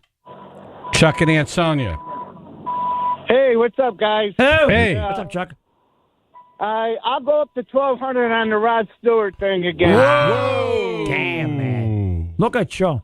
We also have a bid of 1,200 on the Facebook auction. Oh. For Rod Stewart. From who? From Joseph. 1,500. 13. He says 13. 15? 13. 15. 15. Whoa. 15. 15. 1,500. Oh, man. Wow. Is this a real one, or is this one of those you won't return our calls when we're done? We are trying to reach you. Hey, Chaz, the funny thing about it is normally you hang up on my butt. Wow. But that I'm bidding, you don't hang up on me. No, you see? See, this is the key to life. That's how it works. Yeah, I know. Why would I ever want to hang up on you? No. Exactly. Right. Because I'm the guy that used to be from Bethany, and my wife, Barb, used to call you guys in all the time from Bethany. Okay. Why would I hang up on people from Bethany? I like Bethany. Yeah. Yeah, it's a nice place. Because my wife says me and you are alike. Oh. Oh, all right. See, you know, That's a hang up on. that's the problem. Exactly. There's just enough of Right, me. right. You know, we don't need more of me. Sprinkling, smattering here and there. One Chaz is enough. Yeah. Yeah. The problem is I'm older than you. And a couple of times in Shelton, we went to parties together. Okay. All right. See? Way when we were younger. All right. Do you have the 1,500 for this? Do I have the 1,500 for you? Yeah. I'm the guy that wanted to bid $5,000 3 years ago to get your butt in the box. Oh, wow. He's been saving.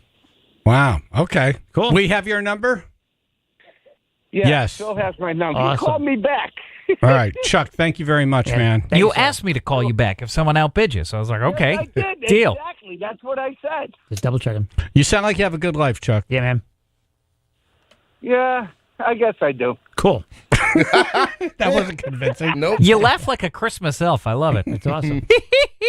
Hey. There it is. You guys all have a great day. All right, Chuck. Thank you, Chuck. man. You're Appreciate the best, man. Thank you. I hope I don't have to call. it. Okay. Yeah, I was waiting for you to hang up on him again. I didn't hang up on you, Chuck. No. We lost connection. Yeah, End of the call. Tommy picks. Hey, thanks, Chuck, for your bid, but I'm going to go with 1601. Oh, boy. Damn. Oh, all right. So 1601. Rod Stewart tickets are at 1601 now. Wow. Hey, guys, can I give a shout out to my business as well? I'm on Long Island. Yes, but this is a All real right, bid, so- right? This is a real bid. Okay. It's a real business. I am North Country Sprinklers. Stop paying too much money for your sprinkler service. I do this for the love of sprinklers. I'm the lowest price irrigation guy on the island. Give me a call. love of sprinklers. I love that. I love That's You sprinklers. do it for the love of sprinklers. We just do it for the love of the game. You know? I love a good sprinkle, too. I'm retired from the Long Island Railroad, guys, so I do Nice. this for the love. You're doing I it don't just want to to be do home it. with the wife. Okay. Just want to get He's out. honest. It's the most wonderful. All right, we got your number. Thank you, Tommy. The most wonderful time. Oh, the most wonderful time. So we closed the bidding at 9 o'clock. Yep. Rod Stewart tickets, overnight stay, backstage tour, Pitbull tickets, overnight stay, plus a bunch of other stuff. Cool. All right, so you can continue calling if you like, but Yeah. you know what? Actually, we're going to do this. A naked man clears out a diner in Connecticut at the height of dinner time. Wasn't me. It's next in news.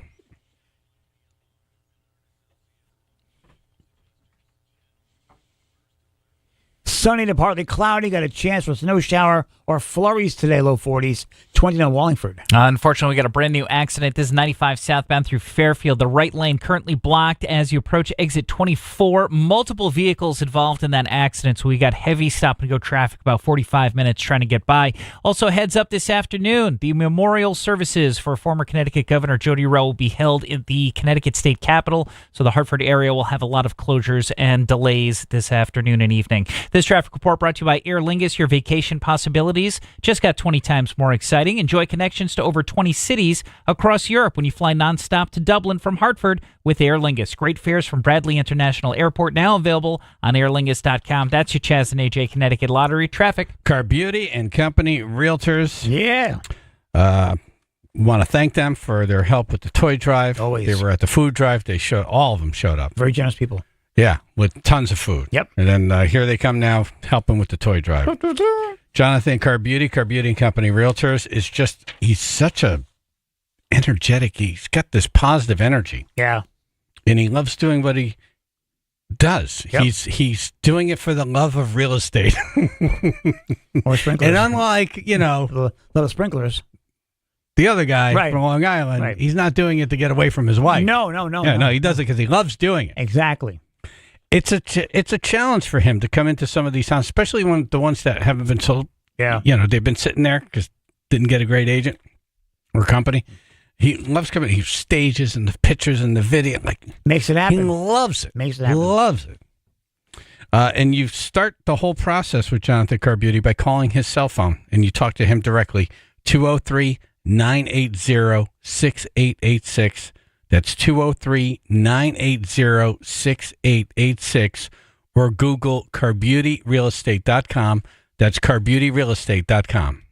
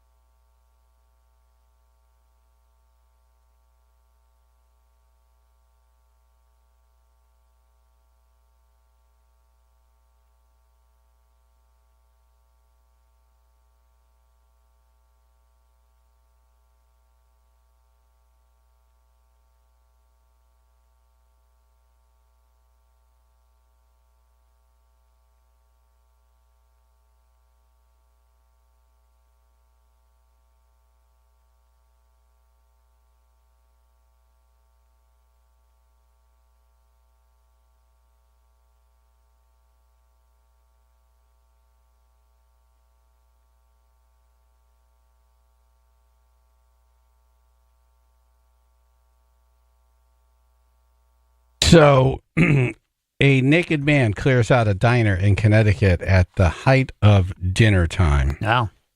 Happened in Tallinn, Connecticut. Wow. Naked man cleared out a popular family restaurant in Thailand at the height of dinner hours on Black Friday. State police released details of the disturbance to begin the week. Or the meatloaf. At 6:12 p.m., state police responded to a call from staff members at Papa T's Family Restaurant on Merrill Road that indicated they just cleared out the place after a man with no clothes on burst into the building. Like Papa Bees. Boing. Troopers then found 42-year-old Ellington resident Andrew Kinghorn. Wow. Near the women's restroom. Naked Kinghorn. And he was indeed naked, according to an arrest report. Staff members confronted him before getting everyone out of the restaurant. That's where it's high, sir. I don't get paid enough to confront a crazy naked man. Right, and you can take the bench home. That chair is yours to keep. Brian Foley, first selectman of Tallinn, on the phone now. Good morning. Good morning, guys. Morning. What happened? What's new? Well, just another day in Tallinn. The craziest things seem to happen. But yeah, so out of nowhere, and we don't know if it was. I'm waiting to talk to the trooper, but we were in the center of town, a pizza place, right, that's been there forever. At dinner time, a man came in completely naked, and I no watch, no socks, nothing. Not even toe ring. Yeah. I haven't reviewed the video security film that closely yet, but this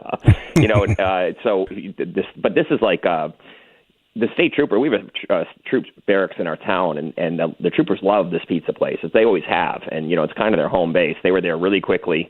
Staff did a good job. Obviously, all the customers ran out.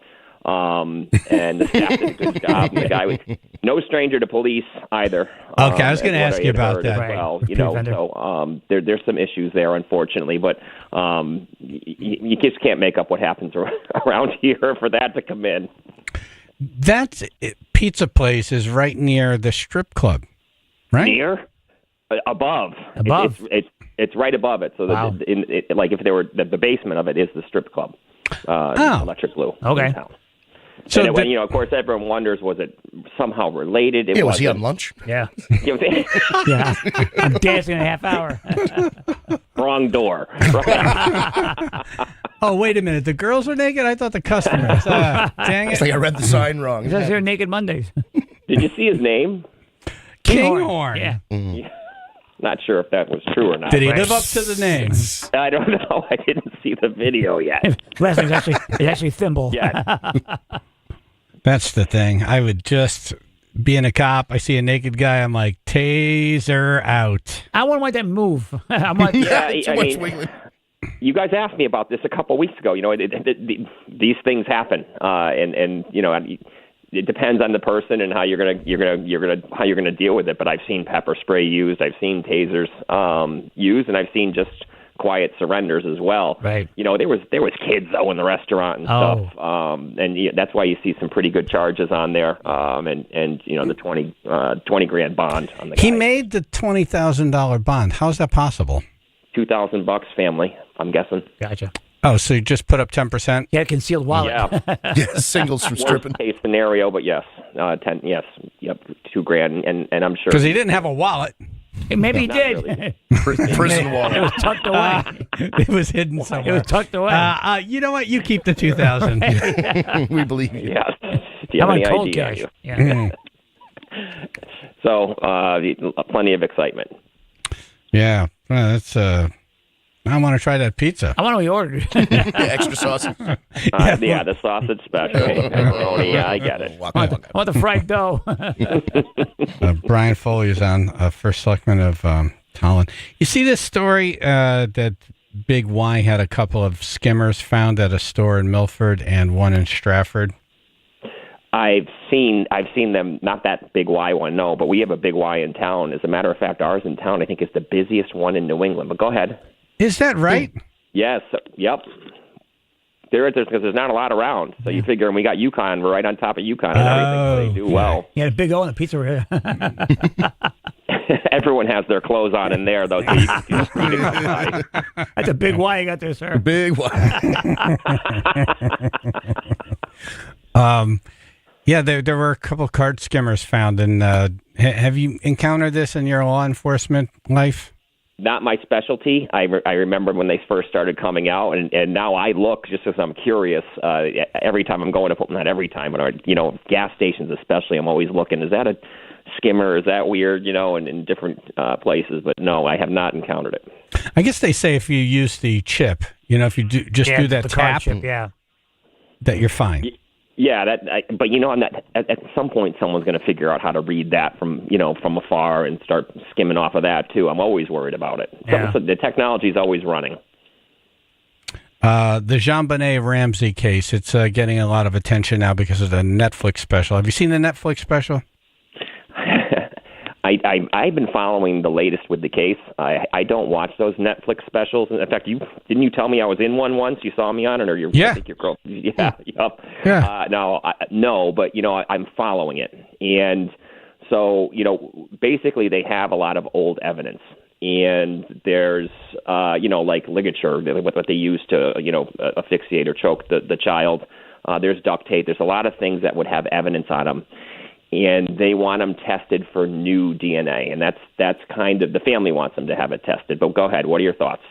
Well, I didn't watch the special, only because I canceled Netflix after like 10 years of having it. Right. I canceled it not because of the Tyson fake fight, like a fat just guy because I'm pizzeria. like it's $30 a month. I never watch it. Right. And as soon as I cancel it, 2 days later, this comes out. Something good comes out. Always something you want. I'm like, this is now something I would watch. Yeah. I hate the documentaries because they're always written a certain way. Yeah. There's a direction usually in them. But it's a case where immediately everyone who walked into that house made massive mistakes. Yeah, and you see that, and so you're right. And for me, for cops, when you approach a dead body, you get a call to a death scene, unusual death. For me, it was always every death is a murder until it isn't. And everyone there is a suspect until they're not. And you have to approach it that carefully, and it's so hard to get complacent on some things and to think you have to be pretty cold and callous to assume everyone could be a suspect right away when you're caught up in the emotion and drama of the scene. A lot of mistakes just based on a missing child. One of the first things they taught us in the academy was you search the immediate area.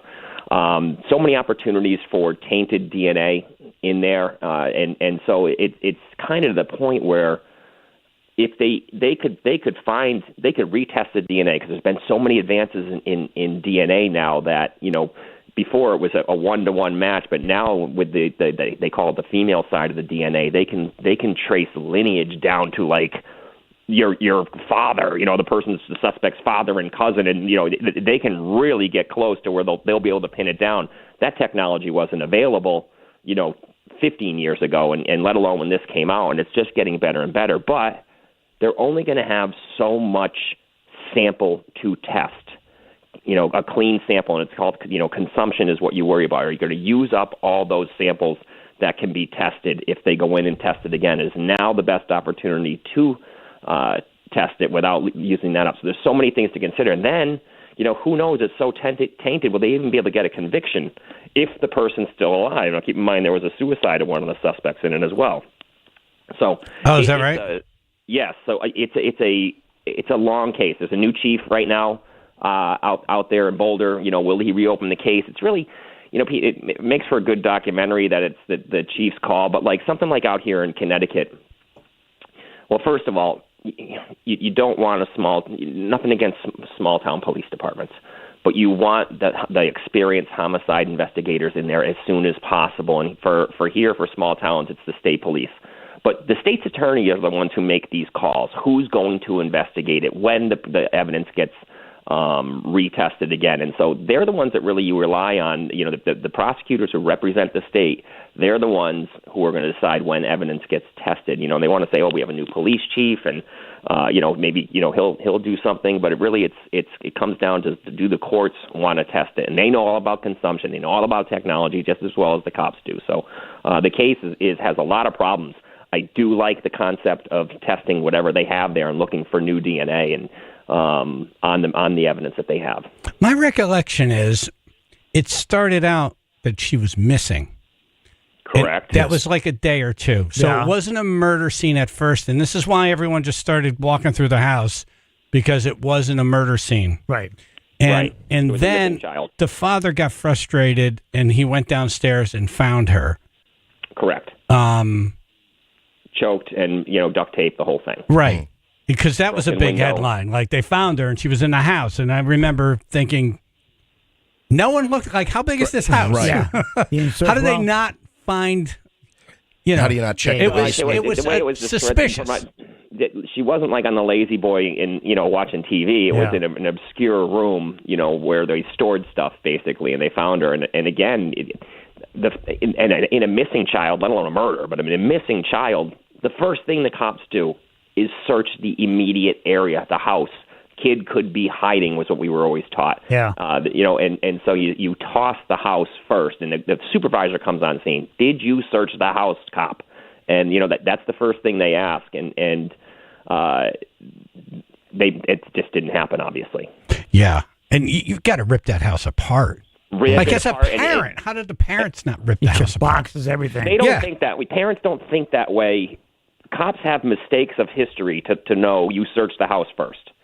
And parents don't necessarily think that way. And they when you're that emotional, a missing child, and I've been to them, parents, their minds aren't exactly functioning as they should. It's very emotional.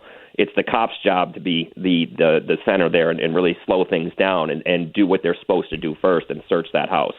No parent's going to think to search some obscure, some obscure room in the house if they weren't down there. The kid's never there. So it's just, it's a lot of things were wrong. I don't believe the father did it. I could be wrong. I've been wrong a lot. So, but I don't think so either. It was weird that the ransom, there was this weird ransom note, and they said it kind of like looked like the wife's handwriting.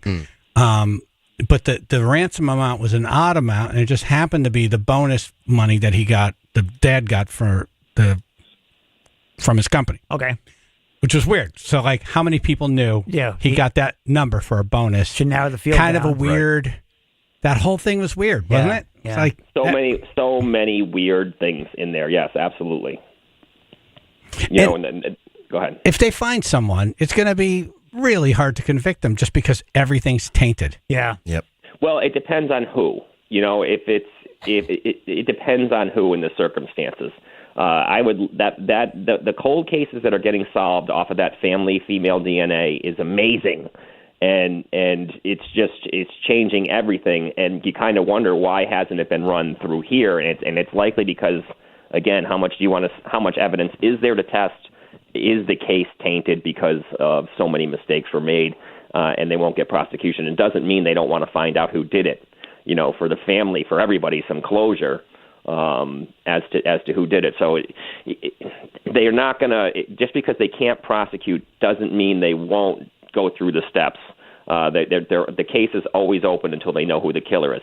You could even try the case, get a not guilty based on the case, but you'll basically close it because of exceptional circumstances that the case was tainted. You'll never get a conviction. Brian Foley's on, First Selectman of Tolland, and long history in law enforcement in Hartford and for the state. Are you attending the governor's funeral today? I am not. I have a meeting. I had a meeting this morning with my town attorney and another one coming up in the afternoon. No, but I have some family members that were close to the governor, and she's from up this way. Very, very well respected. Yeah, great lady. Yeah. Yep. Yeah. All right, Brian, we'll see you at the toy drive. Okay, I can't wait. All right. Thank you, brother. Bye. Chaz and AJ in the morning, 99.1 PLR.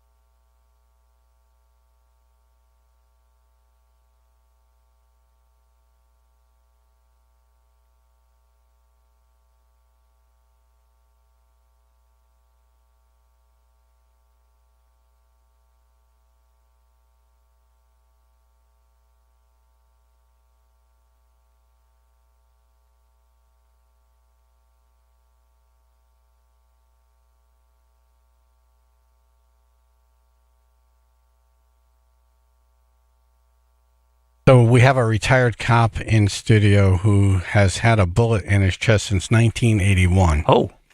We're going to get that out today, by the way. All right, let's do okay. it. 99.1 PLR, Chaz and AJ in the morning. Before we do that, we're going to do real quick, go to the phones here for our auction for the toy drive. We got tickets to Rod Stewart, tickets to Pitbull. We got a Rolling Rock Fender imitation Stratocaster and a bunch of other stuff up for bid. All the proceeds go to the kids. Yes. Tommy Picks, Long Island. Hey. Hey. Phil told me to hold on to talk to you guys. Okay. Yeah, I don't know where we are with the bid. So Tommy was the last one that we talked to on the air. He was up to 1601. During the last segment, Chuck called us back, upped it to 2,000. And then after Chuck, we got a third caller here, Wilbur, who upped it to 2,300. Huh. All right, my customers tell me to do 2,350. Wow. you have good customers. Your customers are good people. Right. This is like It's Price is for a Right. good cause, absolutely. Thank you. You're welcome. All right, brother. We'll talk to Wilbur, and then we're going to talk to our buddy over here in the studio. Wilbur. 2,400. Hello Wilbur, to you, too. Wilbur wants the tickets. Wilbur wants tickets. All right. Thank you, Wilbur. All right. Let me know. All right. Bye. Stu Friedman in studio, retired detective sergeant, New York Police Department. Good morning and thank you. Good morning, and thank you for having me on. What happened? Why do you have a bullet in your chest still? Well, in 1981, I was assigned to a plainclothes unit called the Robbery Task Force. We did undercover work. We did stakeout work. At the time that I got shot, actually, I was off duty with my partner.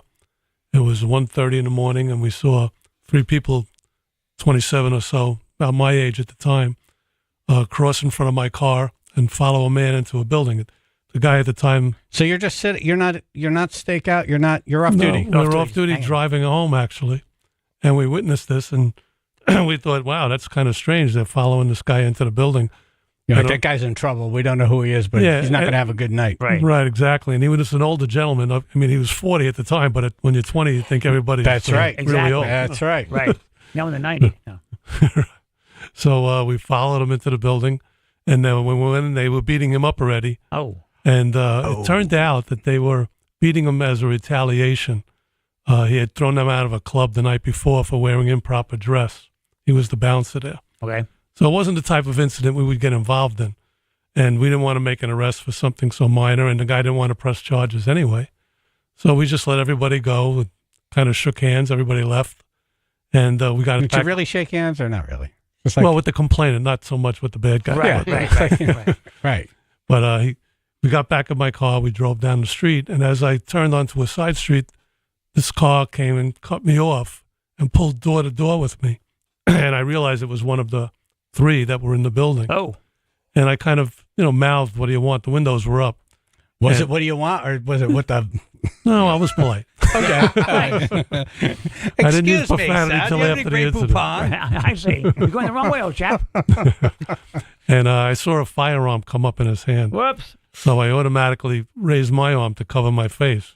I was good looking back then. I didn't want any damage. Hey, you don't want a hole in your Not face. the face. Not the face. Exactly. So actually, the bullet hit me in the tricep and traveled up through the arm, not through it, but up the arm into my chest. Oh.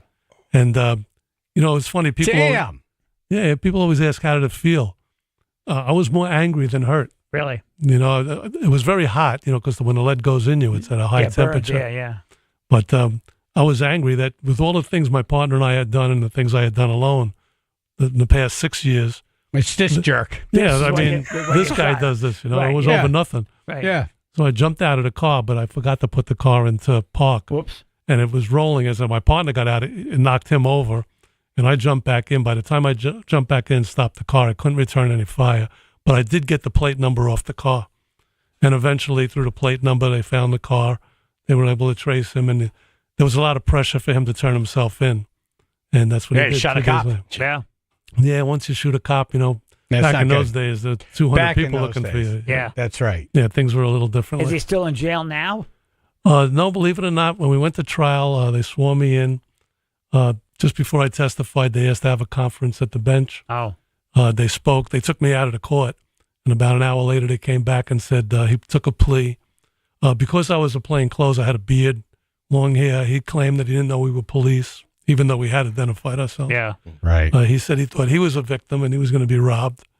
So he shot in self-defense, Right. which wasn't really the truth. Unbelievable. Yeah. And he wound up Amazing. getting a 3 1/3 to 10 years, and he served the 3 1/3. Oh. Yeah. Okay. But that's New York justice. Yeah. Yeah. Right. That's got to make you mad when, the guy tried to kill you and he's saying, I thought I was a victim of a crime. Right. Yeah. I was afraid for my life. So did you have to go to the hospital immediately? Like, Oh, yeah, my so partner. did you feel it going up your arm or it's just, you No, it feel was just pain, you see a flash? It was like an overall sensation of being on fire almost because it was just so hot. Yeah. I felt it through my whole body. But, Do you remember seeing the flash or no? Not really, because when I raised my arm, Oh, you're covering your face. Yeah, it kind of blocked my own So you heard view. the sound and then you felt So I something. heard- You're like, okay, not good. When these things occur, and I've witnessed a lot of crimes, everything's like in slow motion. And I I've been don't in know a car accident where everything slowed down. Yes, everything slows down. And, the window shattered. One bullet hit the headrest.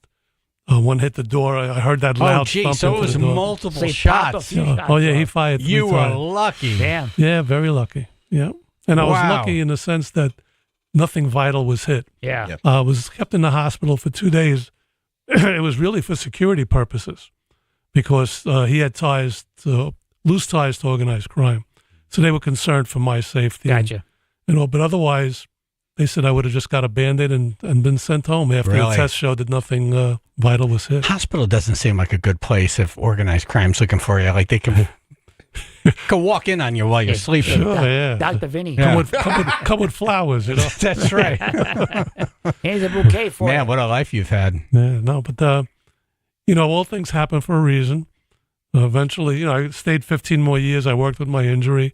I had a successful career. They weren't able to get the bullet out. What size No, bullet? It was a 38. 38. Oh. Yeah, the firearm was never recovered, Yeah. but I could actually show you later a picture of the bullet inside me, from the X-ray. And so it must be close to something where doctors are like, I don't think it's worth the risk. Well, when I went to retire back in 1996, I became very ill. I was in very good shape. I worked out all the time. But it turned out my blood pressure was very high, and it was shutting down my kidneys. It was affecting my heart. Right. And, they put me in the hospital, and it turned out that the arteries are all wrapped around this bullet. Oh, joy. And that was one of the reasons they never were able to go in for it, Gotcha. because they were worried that if they went in and nicked an artery, I could bleed to death on the operating table. Not And, good. and the only way to go in would be through my underarm, and that might cause me loss of range of motion. So they said best thing is just to leave it in. It's not affecting anyone. And I it's went on not- medication. It's Yeah, not get like shot rusting or like No, nothing. No, and it forms a callus around it. Wow. And people always ask me, do you set off any magnetometers at the airport? Yeah. Which I never did because it's mostly lead Yeah. and not the heavy metal. But now that they use the X-ray, I'm always pulled aside Right. because they see an object that they stop and check. Do you have what some it- kind what of is it. card you could show them or something? No, Or- I just let them press on my chest. and- Right. It's a souvenir near Yeah. near dear to my heart. Yeah. Do you tell them? Former law enforcement? Well, I tell them I have. Well, I don't tell them formal law enforcement. I just tell them I Why have a not? bullet. I like to let them worry. Right. Wonder what I did Something to do. because I'm all covered with tattoos. Something to so do. Yeah. Think, Okay. I don't Yeah. think I'm a bad guy. That's Right. Right. What do you think? I'm an accountant. Tax season. Stu Friedman in studio. His next book is about the Connecticut State Police, correct? Well, I'm working on one now. Yeah. I have some chapters done, but I'm waiting for permission from the Public Information Office to interview active members. Oh, cool. So Ah. that's going to take a little doing. Okay. Well, we can help you with that, but maybe you could share one of your stories with us that you have for the book? Or not yet? Sure. Well, I could tell you about one person I wrote about. Okay. All right. Coming up.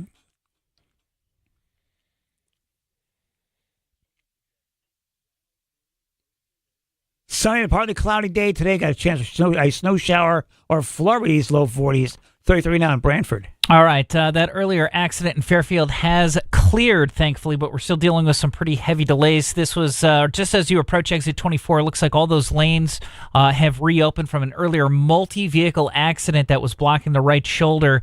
We've got delays still about 30 minutes trying to get by. And just a heads up, today in Hartford is going to be especially busy as this afternoon and evening will be memorial services for former Connecticut Governor Jody Rell. So just a heads up for road closures and delays to expect those. This traffic report brought to you by Compassion International. Compassion sponsorship means food, healthcare, education, and more for a child in poverty, and there are thousands of kids who've been waiting over a year. End their wait. Sponsor a child with compassion today. Text the word radio to 83393. That's your Chaz and AJ Connecticut Lottery traffic.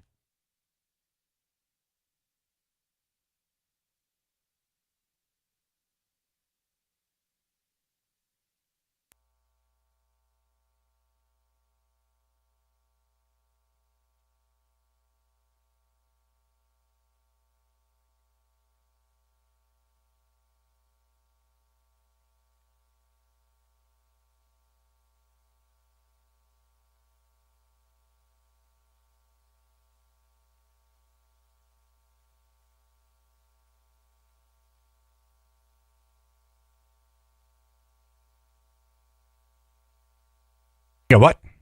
What? Damn it. Hold on. Uh-oh. The control board has a little mind of its own. Uh-oh. The water doctor. Water doctor. If you have well water, you definitely want this phone number because they treat all no water calls like 911 emergencies. They should, yeah. Yeah, no, they're tremendous. No water. If you have low or inconsistent pressure, sand or sediment in your water, water spitting from the faucets, lack of water.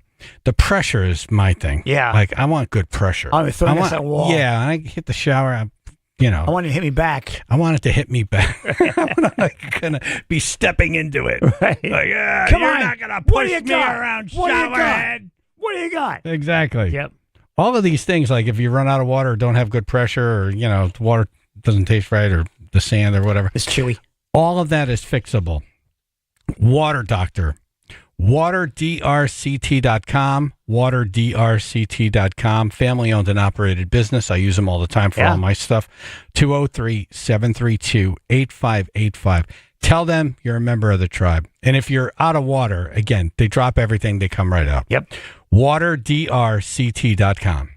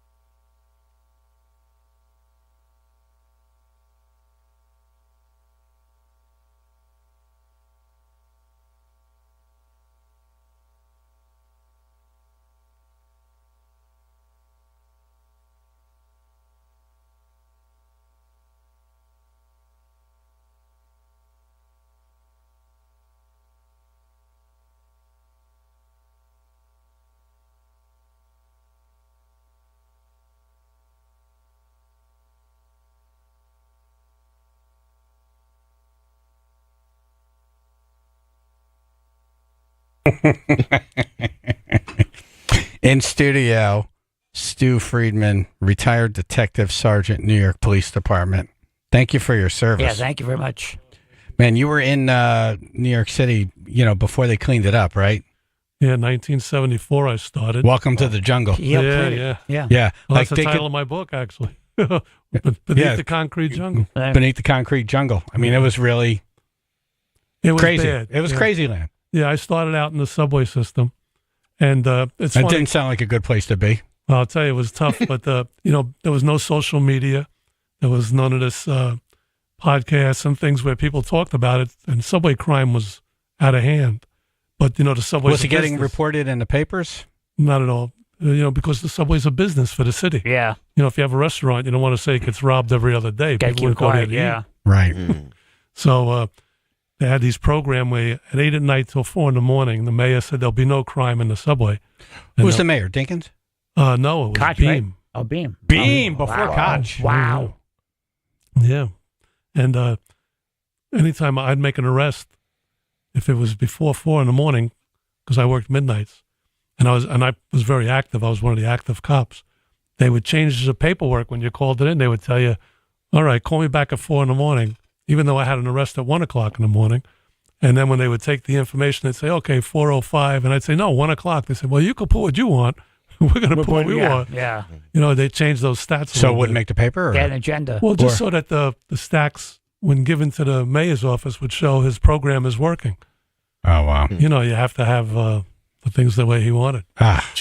But that all turned around. This is the part when I hear, I always think, I would have been a good cop, but maybe a little bit overzealous. I would have been a good 1970s cop. All right.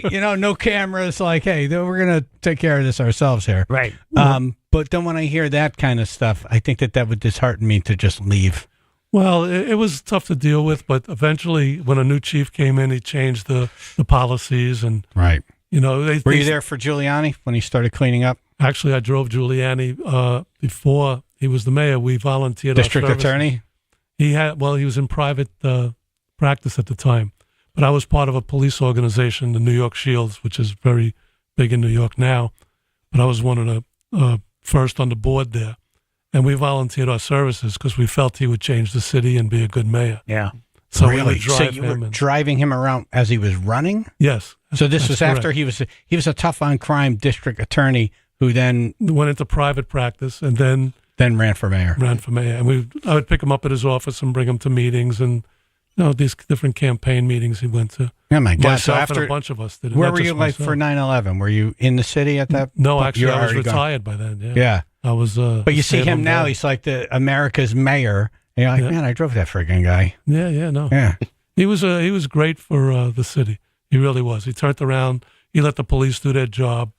Yeah. And he did away with. There were some instances where the cops were a little too much, and it got all the headlines, and the cops didn't get the good there were no good headlines for them. You know what I mean? Right. They didn't get headlines when they did something good. They got the headlines when we got a couple bad ones over here. Well, there was some reforms that needed to be made in the police department, like in any agency. Yeah. But, they went from one extreme to the other.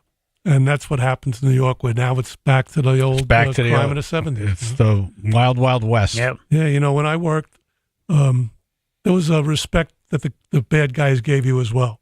They knew that at a certain point, they were going to have an issue with you. And they knew their limits. And there was like a mutual respect sometimes. Not so much for the hardened criminal, but for the pickpockets and the guys doing, fair jumping. Pickpockets, that's something. Yeah. Things that weren't too violent. Right. They would surrender. They The didn't lower want to offense. fight with you because they knew what would happen if they did fight with you. Yeah. Right. And today they're more involved to just start a fight with you. Right. They want to Someone's test going to you. film it. No one's going to help. Yeah, totally different. Yeah. It's a tough job today. I have a lot of respect. Besides that time you're shot at multiple times, did you ever have another moment where you thought this could be the end? Oh, absolutely. Before that incident, I was out of the academy about 6 weeks, and I was in a gun battle. And 6 weeks? Yeah, and back then And we you're- didn't have field training officers either. You were on your own. Yeah. What do you mean? Like when we came out on patrol, my first night out, they sent me out to a post, with not even a radio. They didn't have enough by radios. yourself, right? By myself. Off you go. No radio. Just a battery, and I was to meet a cop that had the post before me, on the shift before me, hopefully find him and get the radio from him and put in the battery, the fresh battery, and he would take back the battery that was in there. Man. Yeah, that's how it was. And it's funny because welcome to the jungle. When I turned out, back in those years, I had a nightstick, a flashlight, a 6-shot revolver, and 12 extra rounds. And that was it. Mace wasn't discovered. We knew no idea of mace. Right. Tasers, unheard of. Right. We were close to having a slingshot was about it. Yeah. So it's the nightstick or the gun. Which one you want? Yeah. Right. It was a different world in policing back then. So your first 6 weeks? Yeah, I was standing on a subway platform at 110th Street and 8th Avenue, and I heard two people coming down the subway stairs. It was also around 1:30. That's not a good hour for me. Yeah, and they stopped and they spoke in front of the token booth, and I was on the platform side of the turnstiles. And well, you know what? I'm going to stop you there if that's Sure. okay, because I want to let this breathe here. Absorb the whole thing. Yeah. 6 weeks in, Yeah. having a gun battle. Jeez. Like, welcome to the New York Police Department. Seriously.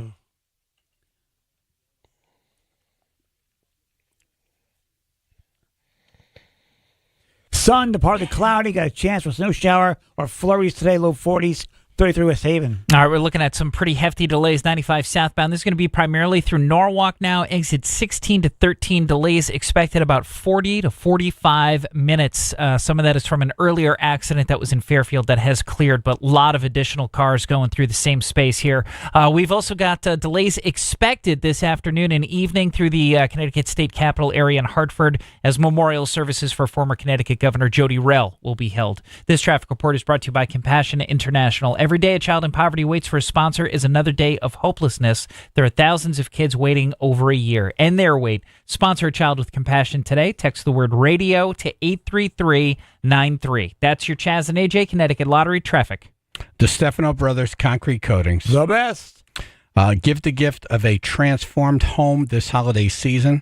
I got to tell you, I just love walking out into my garage. Oh, yeah. I would. I had it painted. Yeah. And then I had the floors done. And now I sleep in there. It looks like a showroom. I would. It literally looks like a showroom. The entire time. And if we have a guest over and the party gets a little bit big, we put a table out there too, and you could escape the noise, and you go out there, and it's nice. It's like additional living space now. The Stefano Brothers Concrete Coatings. Their coatings are for garages, patios, basements, and can transform your space into something extraordinary, durable, beautiful, ready to enhance everyday life. Nice. If you book a concrete coatings project by the end of the year, you'll receive a $500 credit towards storage and organization solutions through their Inspired Closet Solutions. Go to the website for more information, dbconcretecoatings.com. That's dbconcretecoatings.com, or call them at 860-608-7167 for a free, no obligation price quote. 860-608-7167.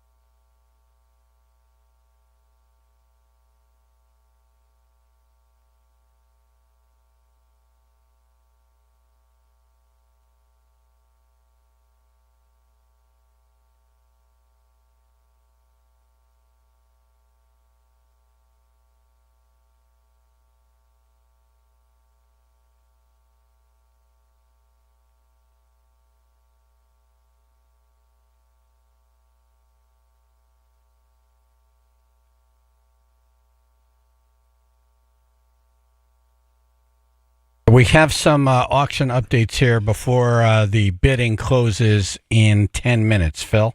Yeah, so I think we still have up to $2,400 on the Rod Stewart Experience with Wilbur in the lead there. Francis in Monroe called in $650 for the Pitbull tickets and Experience. Nice. Mike in Norwich upped the bid for the purse and the necklace. That's to $300 now. And I believe we're still sitting $250 with Tony from Wilton for the guitar. All of the money we raise in the auction goes directly to the recipients of the Chaz and AJ McDermott Chevrolet and Lexus Toy Drive. Yep. So bid hard. This is, when I bid on stuff, I always say I want to pay more than this thing is worth. This is where you overpay. Exactly. Because you get something for a good cause, and you know where the money's going. Yeah. So whatever you could do to help. We got another coming up on 9 minutes here. Stu Friedman is in, retired detective sergeant, New York Police Department, and author. Has a couple of books out, Beneath the Concrete Jungle. One was the woman who we had in last week. Undercover Beauty. Undercover Beauty. Yeah. Tina Morera. Yeah. Great story. Yeah. Stories. And then what's the other book you have out now? My Walk Amongst Heroes. And that's about people I worked with that were killed in the line of duty or injured very seriously. People I knew personally or worked with, and also highly decorated police officers.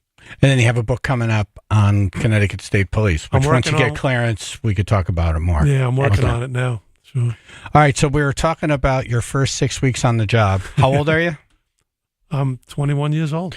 21, and it's the Wild Wild West in New York City. That's correct. They called it Fear City. Right. That was what it was nicknamed. That was the nickname. He's got a 6-shooter and everything.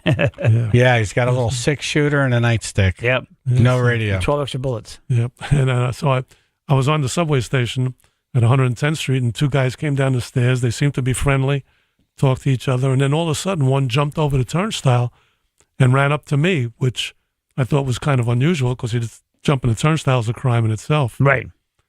And he said, that guy has a gun and just shot at me. And he showed me a bullet hole in his shirt.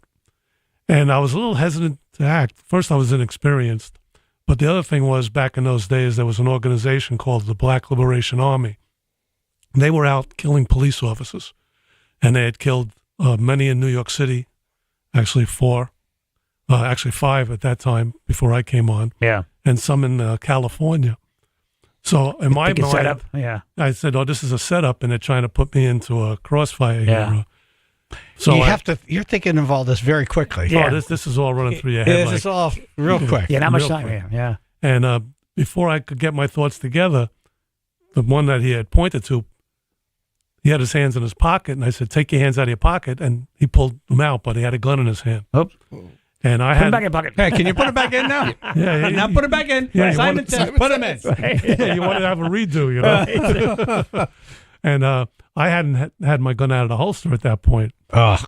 But, believe it or not, and this sounds kind of corny, but when you first get your firearm back in those days, I used to practice a quick draw. Okay. I grew up on television shows that were all Westerns. With Well, 50s. your life depends on it, so I could see why you'd want to practice. Yeah, swift. And I kind of pushed the guy to my right a little bit to get him away from me, and I drew out my gun, and as I did, the guy opened fire at me.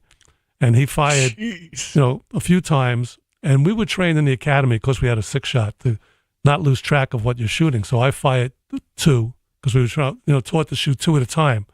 Because the worst thing to do is keep firing and then you're clicking on an empty cylinder. Not a good time. Yeah. Yeah, so I fired 2 at him, and neither of us, I knew I wasn't hit, but I could hear the bullets going past me. You hear that whiz, and you see the flash, and then he started to run towards the staircase, and I ran out through the exit gate to get behind him.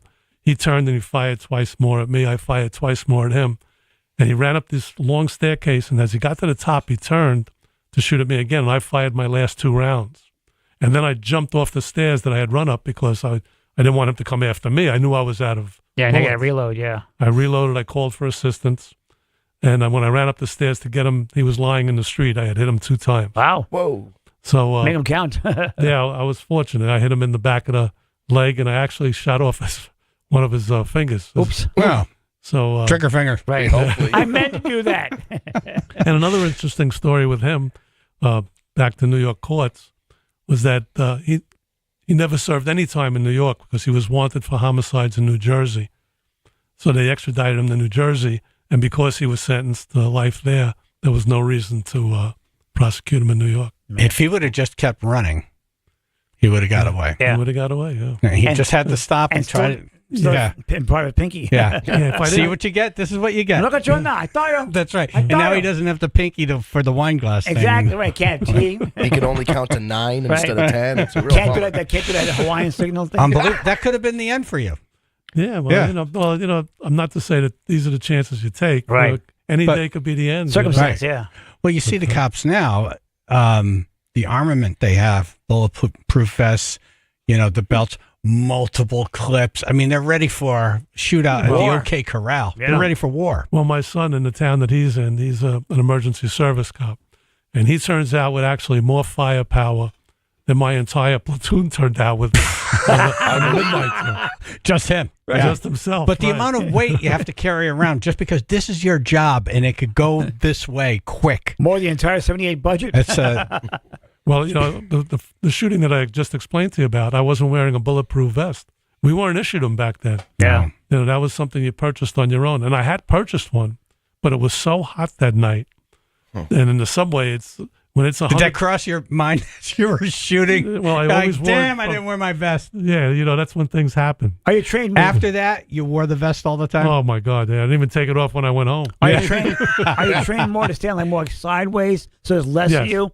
Yes, Yeah. actually, they taught us to blade ourselves. Yeah, and okay. Put your arm up to shield your chest, and all of those things kicked right in. Yeah. Believe it or not, you go through the training, and it came as second nature. And it actually, helped to save me. That's good. Wow. Thank you for everything. Yeah. We got to Oh, have no, you that's back. amazing. Oh, you got Oh, to. I'd We're going love to to be post here. I links to appreciate these you having me. books. Big This time. is great. No, we appreciate everything the law enforcement does to keep things Absolutely. civil. Thank Yeah, appreciate it. Stu Friedman, author of Beneath the Concrete Jungle and others. We're linked up on the radio station website. Thank you, sir. Okay, we have 3 minutes before we wrap up this auction. And then we're going to talk to film critic Tom Roby, the biggest flops ever made. He's got a great book about it.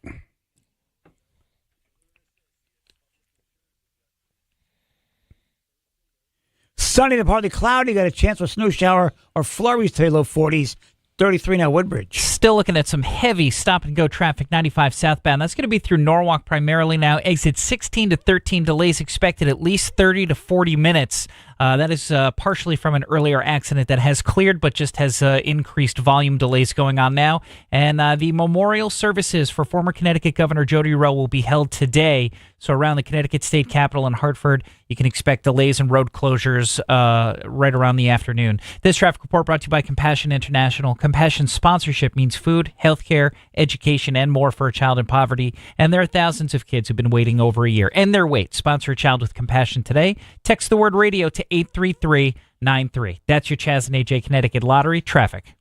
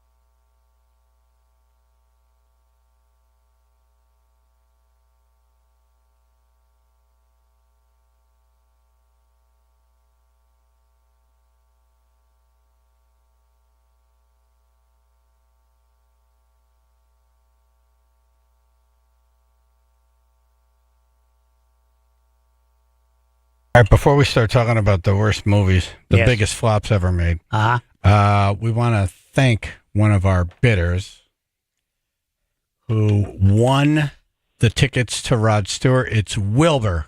Congratulations, Wilbur. You're going to Rod Stewart on us. Well, on you. On you. Yeah. On you. Right. And you're going to make a lot of kids happy. Yeah. Wilbur? Yes. Oh, sorry. Yeah. Hey, Chaz. No, thank you. No problem. Sounds good.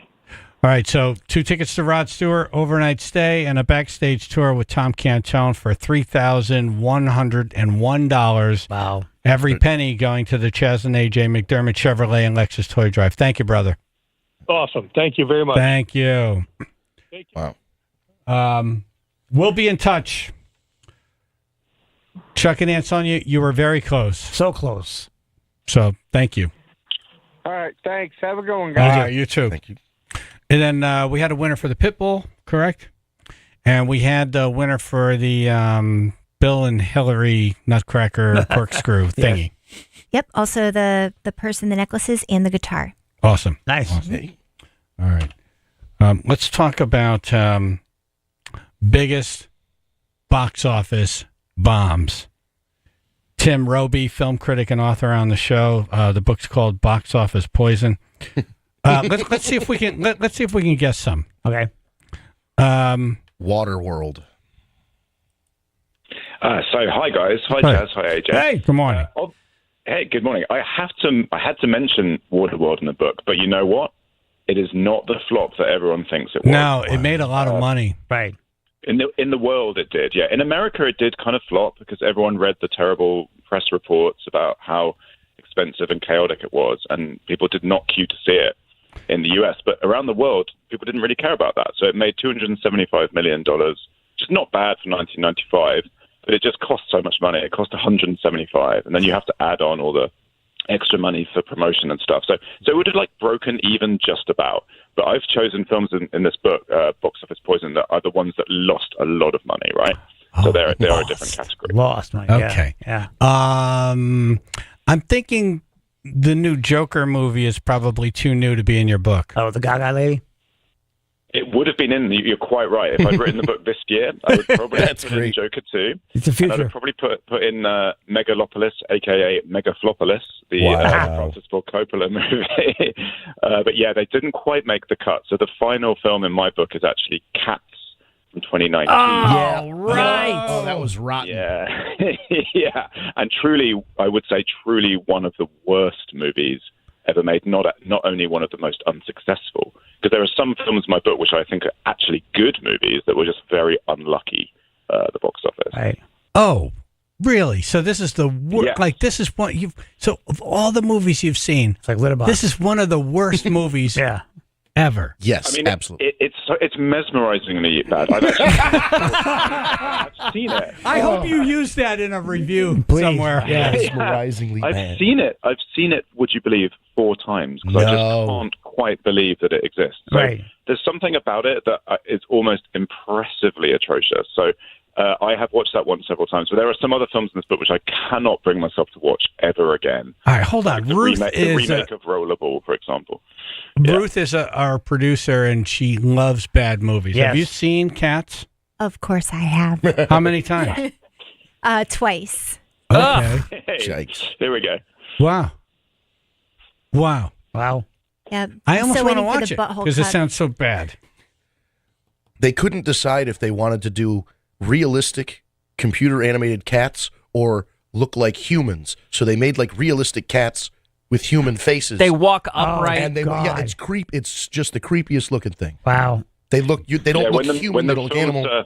Exactly, they look like weird hybrids. When the trailer came out for that movie, I remember someone sent a tweet in saying, you know, the new remake of Island of Dr. Moreau looks kind of interesting, but why are they all singing? Oh, man.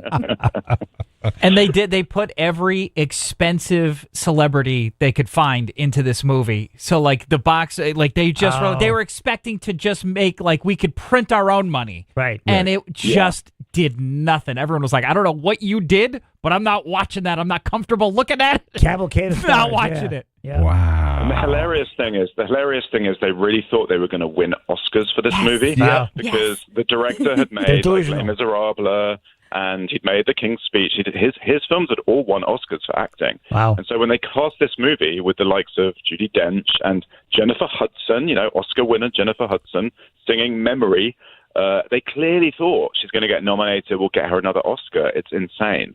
And then what happened was when the film came out and was savaged by the critics, Universal just quietly removed the film from its website, from its For Your Consideration website in late December. It was like, oh dear, that didn't really work out. Did it? Wow. Nothing to see here, folks. Keep moving. This is why the internet is great sometimes, though, because this happened, and then everyone was like, oh, you know what? If you didn't see the movie, here's this clip. Right. And it's just like these little 30 to 40-second clips were just littered across the internet for months. Little nightmares. Yeah. Yes. Yeah, exactly. Wow. Yeah. Tim Roby's on. He has a book out called Box Office Poison, the movies that lost tremendous money. What else is on your list? So I've gone back across history of Hollywood. I thought it would be kind of interesting and fun to look at Hollywood's history through flops, right? So from the very beginning, so from the silent era, there are a couple of silent films in there. Intolerance from 1916, which bankrupted D.W. Griffith, who made it just after he'd had this incredible success with The Birth of a Nation, but he reinvested all of his own money in this huge vanity project straight away, and no one went to see it. I also really there's a film I really like from the 70s, which is by William Friedkin, called Sorcerer, which he made straight after The Exorcist, and it's his remake of The Wages of Fear. And unfortunately, what he did not see coming when that film was coming out was Star Wars. Star Wars opened 3 weeks before Sorcerer, and no one was in the mood for Sorcerer, which is so kind of downbeat. It's an ordeal. It's kind of harrowing and brutal. All anyone wanted was the escapism of Star Wars. So Sorcerer was absolutely demolished at the box office. Okay, so it was demolished at the box office, but was it a horrible movie or just bad luck? No, it's really. I think in that case, it's really bad luck and also bad karma, because William Friedkin was treating people very badly in that phase of his career. He was kind of notorious as a bully. He fired loads of people on set. The whole production was absolute chaos. So the knives were kind of out for him, even though he made an actually tremendous film, which these days has a really good reputation. It's been restored recently, and people now think it's maybe his best film, even over The Exorcist. But it was so unlucky. The bad karma just came back to bite him on that one. What there about are a couple the of other movie? films like that? Yeah. What about the movie Glitter? I've seen Glitter, and it certainly qualifies as a flop. Yeah, and I could have also had Showgirls, the Paul Verhoeven movie from. Hold on Glitter. So Glitter to me, I don't know if it made money or lost money. Did it lose money? It did lose money. Yeah. It absolutely lost money. Okay. It got such bad press. When I saw it, I'm like, this isn't as bad as I was expecting. Right. Yeah, I get you. And you know what? I've seen. I think I might have seen Glitter twice, and I feel a bit sorry for Mariah Carey that it kind of ended her chance of having a movie career straight away. But it wasn't that expensive a movie. Was one thing. It only cost like $22 million, which is not that much money in 2001. But it only made like $5.3 million, so it really did badly because everyone thought it was a joke. And there was another movie called Burlesque. Do you remember that one with Christina Aguilera and Cher? Which I kind of like as well. I like Cher in it. And again, that film lost money and was treated as a bit of a laughing stock, a little bit unfairly. Another movie had great expectations, and then the media just trashed it. I don't think it did as well as it would have if they didn't trash it. But I went to see it, and I was like, this isn't that bad. Last Action Hero. Oh, yeah. Yeah. That should have been a bigger movie. I've given that a mention in the book for sure, because it was the first film that Arnold Schwarzenegger really kind of lost money on, basically. It was the first time he'd had a flop. And he kind of credits it as the beginning of the end of his career. It's got some clever bits in it, right? And it's kind of fun. But the problem with that movie was they rushed it. They rushed it out, Sony, in the summer of 1993. And then they opened it within a week of Jurassic Park. Oh. And that was something they could have avoided. Yeah. They could have just taken a bit more time over it and made the film kind of work a little bit better, promoted it better. And great then they would soundtrack, have been out of trouble. Yeah. Yes, I do include one movie, the same director, John McTiernan, who also made Die Hard and Predator and lots of good movies, and The Hunt for Red October. But in 2002, he did a remake Rollerball, the 1970s movie, you know, the kind of violent sports movie, Rollerball, which no one saw. And also, he became so paranoid while the film was being made that he went to the trouble of wiretapping his producer's phone calls. Wow. And for that very reason, John McTiernan actually did a stretch in prison after Rollerball came out, which That's is extreme. he did 10 months in federal prison, and his career never came back from that. So that's one I had to put in because the story of that film is just too weird and too good. So. If we were to do a Chaz and AJ flop movie film fest, which three, and you could pick three movies, which three movies would you say these are the three worst movies ever made? One is Cats.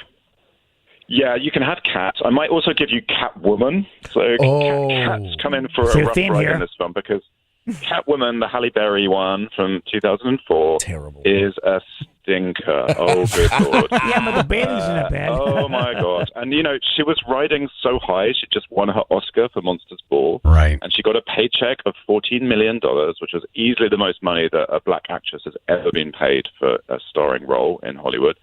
And they just thought, right, let's get her to do Catwoman. They've been trying it for years with other actors.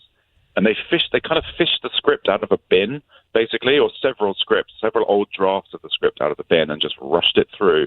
And no one really thought about it very intelligently, and it is so bad. So Is it worse than the superhero movie that Ben Affleck made with what's her face?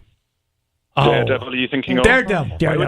I would say it is worse. It's worse than Daredevil. for sure. It is. There's another Ben Affleck movie though that was for like 10 years. It was the movie everyone compared a Gigli. bad movie to. That's the one. Yeah, Gigli. Gigli with Jennifer Lopez. Right. Gigli is in the book. Gigli's in the book. So is Catwoman. So is Cats.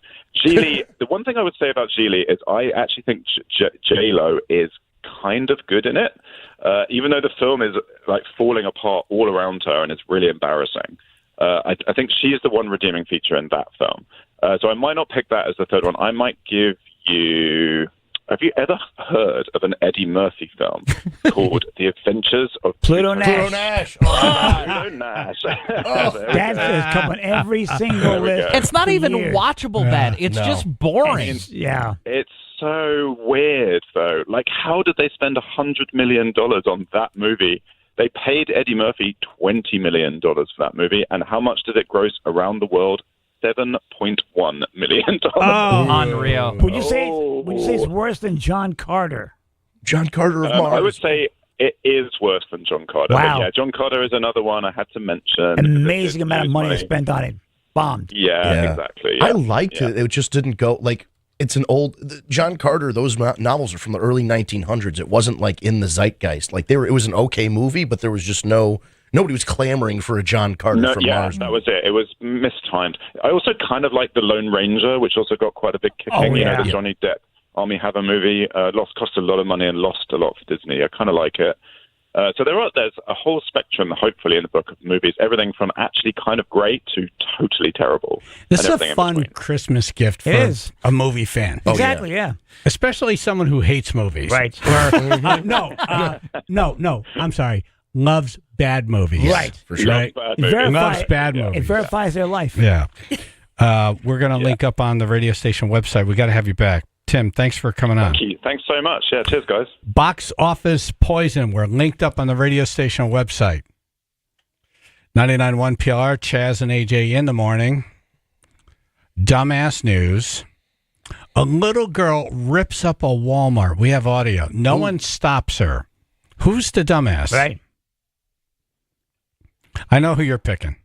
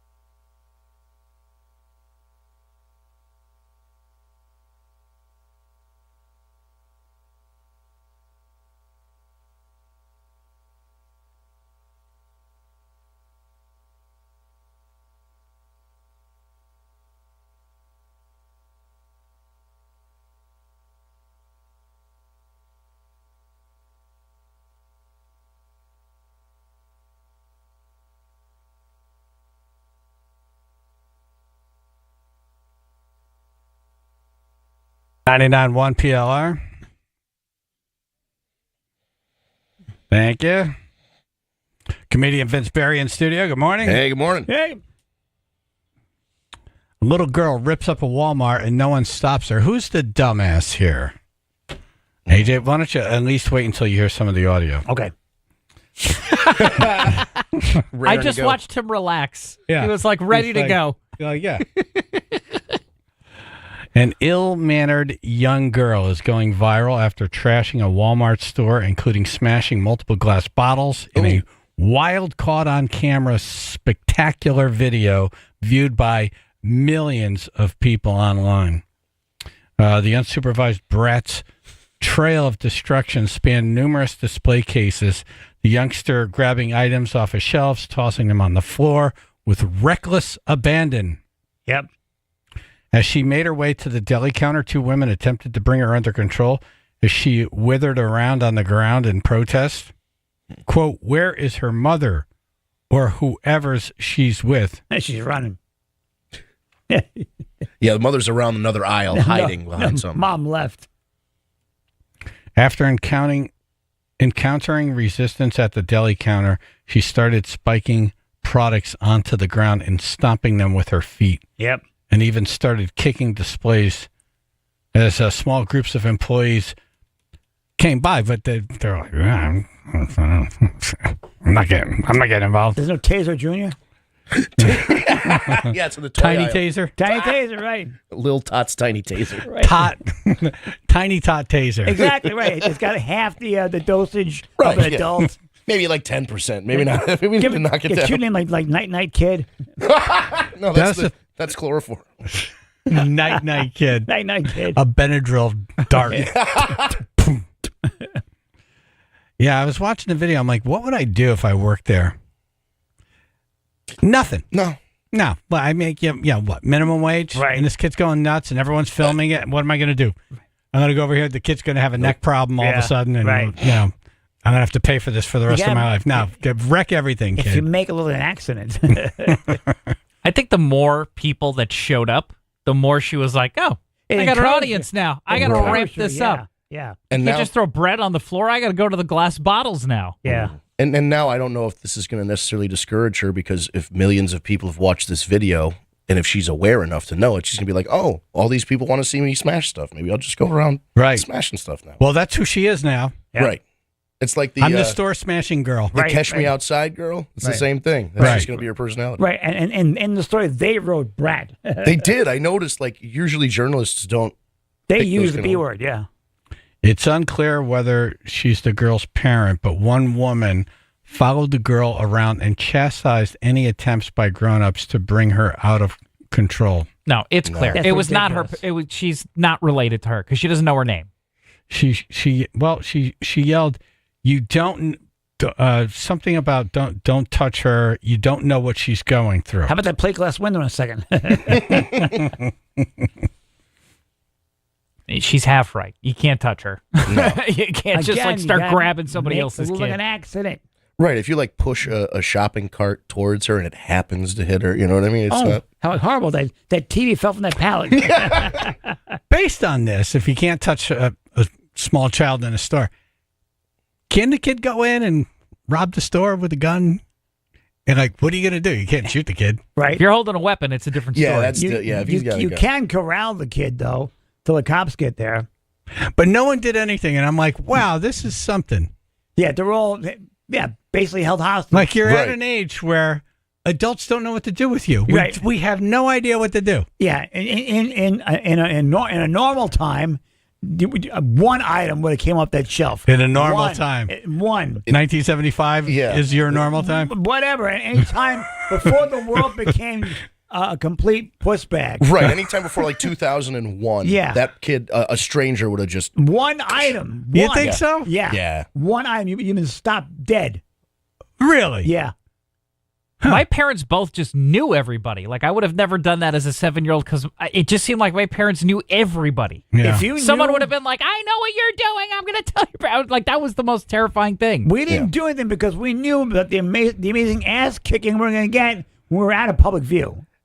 But That's why fear kept you in line. Fear. Fear kept you in line. It really, It did. It's a motivator. You did something wrong. Your world, that ride home, it was like going to death, the death chamber. Yeah. When are kids at their best behavior? When they think that there's a treat coming if they're good, right? Or they think that Tremendous there's a ass beating kicking. coming if they're Right. bad. Right, exactly. That's what you feared. You didn't fear so much what you did; it's what was going to happen next. Yeah. Well, because there was an adult there that might have been a store manager or a teacher, and they probably were going to whoop your butt, and then they were going to send you to your parents, and then you were going to get a second butt whooping. Double ass kicking. And if your dad comes home late from work, that means you're getting 3 in a row. 'Cause it's the teacher, the mom, and then your dad. With the ring hand. Yeah. That hurt. Yeah. Well, I'm watching this. I'm like, how do you stop this kid? Let's just say you're tasked with, you have to stop this kid. Okay. All right. And you see all the adults and everyone's filming, and you can't touch the kid because it's not only a kid, it's a girl. She gets a little bit more leniency because she's a girl. Right. If it's a boy, you might have a worker come over Scruff and say, of the neck. all right, hold on. This is why I got incapacitated him. What about taking like a soda bottle, shaking it up, and squirting it, like putting your thumb over the? That's possible. Shoot it in the face. Or Phil says no. No, can't do that. Or it involves a gallon of water and a quick, simple 110-volt plug. Just back to electric, back to Okay. the taser. Probably not good. How about a slice of bologna stuck on the forehead? You see these videos? Hilarious. These videos would shocks stop them. everyone, even the kid would start laughing. It shocks them, yes. Yeah. It's a surprise. You're like, what? You're I too think focused. bologna to the face. You know what? At this point, I'm willing to try anything. Yeah. Okay. And if that doesn't work, you use the whole rest of the bologna. We didn't even hear the audio yet. Right, and how long did it take to get to that solution, if we're going to call it that? And meanwhile, she's just destroying the store. Right, Yeah. yeah. She's Right. trashed the whole store Yeah. at the time we're having Once this she conversation. went into the deli department, it's like, oh, you want some lunch meat? Yeah. Flop Right. right on the face. Don't touch the sofa set. Have you seen those videos where there's like a baby crying, like Yeah. hysterically crying, and they throw a piece of bologna on a kid's face? Yeah. And the kid just starts laughing. If you remember, he threw cheese at me. Yeah, I mean, we were all laughing when we threw cheese at AJ last Hysterical. year. It worked. All right, let's listen to some of this audio.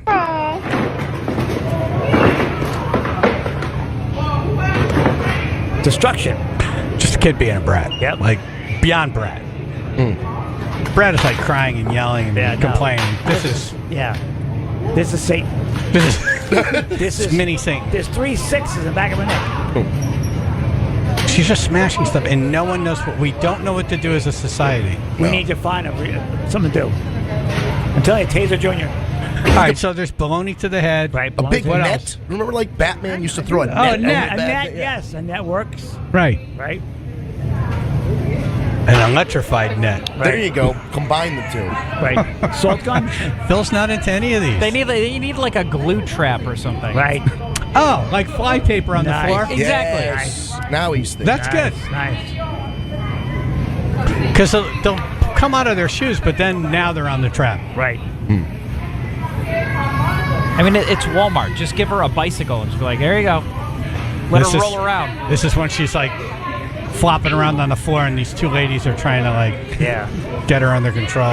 So yeah, and now she realizes there's not 3 people. There's like 17 people. She's an audience now, She's yeah. she's ramping it up now. Yeah. And that plays the crowd. Is this when she's throwing the bottles? Not yet. No, Okay. you'll know when the bottles are going. Not yet. This is unbelievable. It's gone on this long. This is edited too. Yeah. You hear that? Don't touch her. Pull the fire alarm. Get a fire extinguisher. Here we go.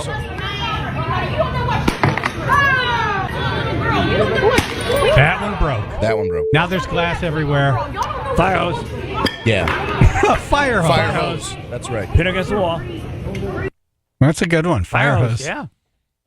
Simple. Blah, blah, blah, blah. Up against the wall. Done and done. All right, I'll take one call. Chaz and AJ. Hey, this brat. Yeah. There would be a 7-year-old size hole in the wall if that was my kid. A 7-year-old size hole. If it was your kid, Right. but it's not your kid. So what can you do? You know what? you know what? My 7-year-old daughter knows there would be a 7-year-old size hole in the wall from that. Exactly. Right, but the That's why you're difference, in it's line. not your kid. Hey, So go- what can you do? I am 100% with you, AJ. Thank you. The first thing off the shelf, you broke. The next thing is you going through the window. I'm Exactly. with you, AJ. No, but what we're But saying, again, that solution is for your kid. we're saying, what can we do if we're just in the store and this happens? What can we do? Again, It's nothing. I go back to the water. The answer is nothing. Water. Nothing. Water in 110. Honestly, you're not going to like this, but throw something at her. No. Return no, you can't do Return that. fire. Why can't you? Can Wait I a tell minute. you- Who Why says you can't you Return throw fire. items at a Why child? I'm with you. can't I? Warfare. Can I tell you? I would love it if I was watching this. Oh, for sure. She's going nuts, Why and then can't I? you come Why out of can't I nowhere throw and start cherry throwing tomatoes stuff at her. Why can't I throw a grape at her? You want to throw bologna at her? Yeah. Now everybody's throwing stuff. At her. Right. Okay. A good head. Okay, but let's think about this. If good this head of kid was cabbage. going nuts and everyone started throwing stuff at her, Food fight. she'd be like, oh, wait a minute. I don't like this anymore. Yeah. Right. I'm not having fun. Right. Or she amps it up again. Or as she's leaving, you get her. Okay, and then all of a sudden the TV gets thrown. Now it's a party. We're back to the TVs. Now it's a party. See, this is the difference between a newborn's father and a 7-year-old's All right, father. thank you. No, I'm not even saying that as a parent. Like you can't throw stuff at other people's kids. You just can't do that. Chaz and AJ. Why can't you just block them? What do you mean? Just bum rush her. Oh, like if standing there, don't touch her. Just get in between. Like if they're trying to reach for something, just somebody get in between them. Like set a pick. I'm not making any contact. Yeah. I'm not doing it. Yeah, no, not making contact, but I mean, if they're reaching for the bottles or something, get in there in between them. Nah, I'm not doing it. I don't own the Walmart. Sorry, man. Sorry.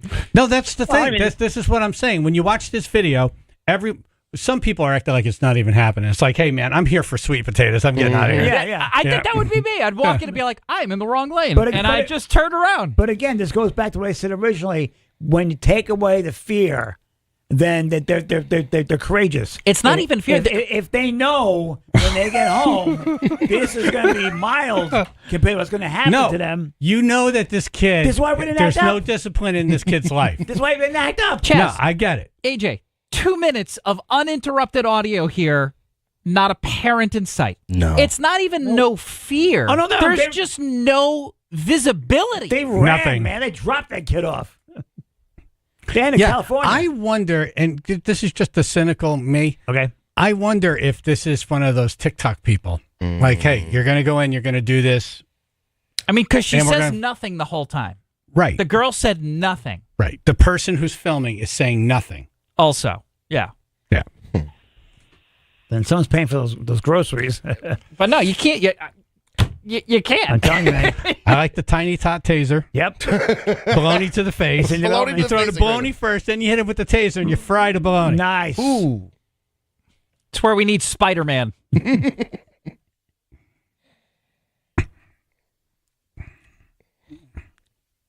Kid justice. Yep. Stump the chumps with general knowledge trivia and get in the running to see two shows. Brett Michaels and Jim Jeffries. Cool. 203-882-9757.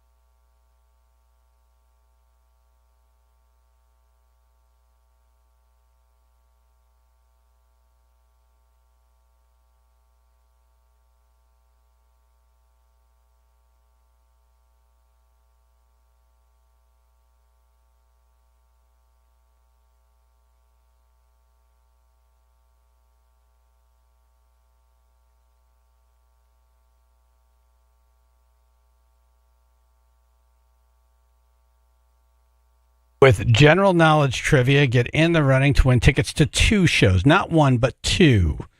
Brett Michaels and Jim Jeffries. 203-882-9757. Jeff in New Haven. Good morning. Hey. What was the full name of Lyndon B. Johnson's running mate in 1964? His running mate. Oh. Was it Richard Milhouse Nixon? No. No. No. Wrong party. Gotcha. Adlai Stevenson? Oh, man. I want to say Rockefeller. Oh. Nelson B. Rockefeller? Let's try that. Yeah, why not? I'm probably wrong. Go ahead. No. Herbert Horatio Humphreys.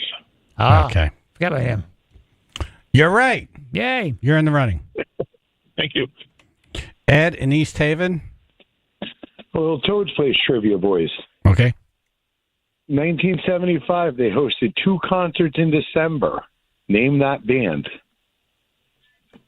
Oh, so a band played there twice in December of 1975?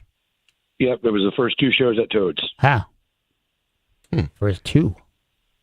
Toast was around before 75, no? They're No, 47 doesn't years look old. like it. Looks like it is open 76. Just a quick fact check. So Wow. December of 75 must have been the open shows. It was December 15th and 17th, 16th and 17th. Is it a local band? It is not. Okay, so it was a national act. It's a big national act. All right, so not NRBQ? No. Okay. Okay. It's a big national act. Right. Big national Played act. twice in December. Right. I give up. Yeah, no idea. Muddy Waters. Wow, how cool is that? Wow. So what happened? He played and then walked down the street and walked back and was like, hey, I'm lost. He came back. I don't know. I wasn't there. Came back 2 days later. All right, don't get mad. I'm just asking if there's a story behind it. Muddy water Maybe again. they were too high to leave. Oh. They slept. Okay. I don't know. All right, thank you, Ed. You're in the running. Emma. Back in the 60s, this famous actor was a roadie for the Doors. Who was it? Roadie for the Doors. Famous actor, 1960s. Back in the 60s. Back in the 60s. Right. So this guy was a famous actor in the 70s? He is a famous actor now, but back in the 60s, he was a roadie for the Doors I read for a this period somewhere. of time.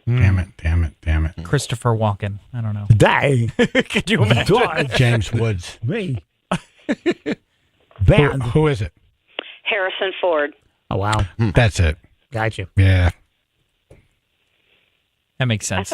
Thank I you. thought it was cool. Doors. Oh, it's very cool. Why is it always Yeah. be Doors? Yeah, I'm like, where was that? I can't find that file. Right. They're all in there. Mine's dormant. They're just not in order. Sarah and Hebron. I lost the key. What year did Belgium declare its independence from the Netherlands? Why did we care? What year did we care about that? Are they really, though? Right. Yeah, good waffles. Yeah, I was just thinking. Were they Netherland waffles? Right. before that? I don't know. This has turned into you call in and tell us stuff. Right. And we say you're in the running. Right. I'm sorry, but this is not general knowledge. That's not. It's more like history. General. We'll put you in. What's the answer? 1830. Ah. It was a very good year. Yes, everybody remembers 1830. Yes. it was We a need good year. to be more specific about what our general knowledge should be I wonder about. what else happened in 1830. How about general knowledge that we care about? All right. Thank you, Sarah. You're in the running. That'd work. No? Ricky, 7 C's. Oh, boy. What's Hulk Hogan's real name? Come on, Vince. Terry. Terry Bollea. Yep. Thank you, Ricky. Thanks, Ricky. Andrea Waterbury. Good morning, Chaz, AJ, and everybody. Hello. What was the coldest year on record in December in Connecticut? The cold. In Connecticut. Hold Wait, year or month? Well, in Connecticut, what was the coldest year December in record in the year? What year? What year was the coldest? What year did Connecticut have the coldest December? Right. On record. Yes. Yeah, I'm going to say it's back when everything was black and white and people walked funny. Right. I want to see when the dinosaurs are roaming. When did they start taking temperatures? Right. It's Oh, yeah, okay. somewhere around there. Right, when the fork. Okay, yes. Wait a minute, this might be important. I should develop a device. It was 1972. You know what? We should start writing this stuff down. What the hell you say? That red thingy. I don't know. No idea. 43. Oh, it was 1989. 89. I don't remember that. Wow. We had that polar vortex not long ago. Yes. I remember that. That Yeah. was cold. That was the, December of Rick Nipples. I remember the blizzard of 77 shut down the state. I don't remember 89. Yeah. All right. You are in the running. Thank you. Thank you. Sean and Vernon. Hey, good morning, guys. How we doing? Good. We're getting our asses handed to us. Yeah, for real. Can you throw us a Hey, softball? I got a question about mathematics. What is the order of operations? PEMDAS. What is that? Parentheses equals. Like I know. Multiplication, Multiplication. division, addition, subtraction. Is that your final answer? Yeah. Yeah. No, the E is exponents. Exponents. Of course. Okay, yeah, that's what it is. Oh, my God. I would give it to him. Seriously, Jesus. I was wrong. I That was one like, is this not our correct. Vince? Right? Listen, I'll remember stuff from my childhood. Ask me about what happened last week. I'm not going to Right. remember. All right. You're in the running, Sean. Thank you.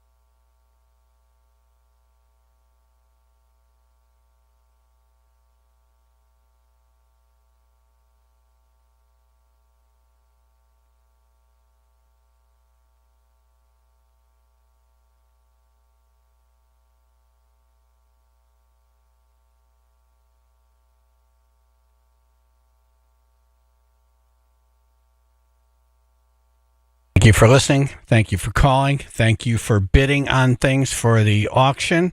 We have a couple things that weren't bid on, and we're going to get to those. Yeah. The Riverview Bistro package party for 50 people. That's awesome. Come on now.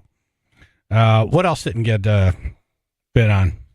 The lot of WWE memorabilia. Right. That's bananas. Yeah. By the way. Some cool stuff. Ken from Ken's Card said that if nobody bid on that, he might be interested in purchasing it. So reach out to Ken. Okay. Oh. Great. Final thoughts, AJ. Taser generally sounds like a bad idea. Damn. Vince? Thursday night, Strange Brew Pub in Norwich. I'll be there. 8 p.m. Me, Charity Gregory, Pat McKinstry, and more. Cool. Nice. Yay. Ruth? Also want to thank those that donated the items to the auction. Robert with the purse, Regina from Jewelers of America for the necklaces, and also Boston John for the guitar. Very nice. Thank you. Thank you. Phil? I hate to say it, you got to just let the kid throw the stuff. He can't do anything. Maybe an oil slick. Just going to go to the cheese aisle. Marbles. Right nice. Home Alone stunts. Right. Thumbtacks. Right. That paint can. Bing. A bowling ball. That paint can. The bricks. Strike. BB gun. Chaz and AJ. Hey, good morning. How are you? Morning. Chaz and AJ. Are you a dinosaur? Phlegm. All right. Chaz and AJ. Hey, AJ, when you come up to use the funnel later, do it for the love of the sprinkler. Anyways, hi, Ruth. Chaz and AJ. It's cold. Yes, it is. So cold. Chaz and AJ. AJ, did you ever tape your crescent wrench to a piece of cardboard and try auctioning it? Anyway, hi, Ruth. Hi, Al. Chaz and AJ. Hey, a new punk band, Kids on Leashes. Nice. Bring it back. Kids on Treat yourself a round of sausage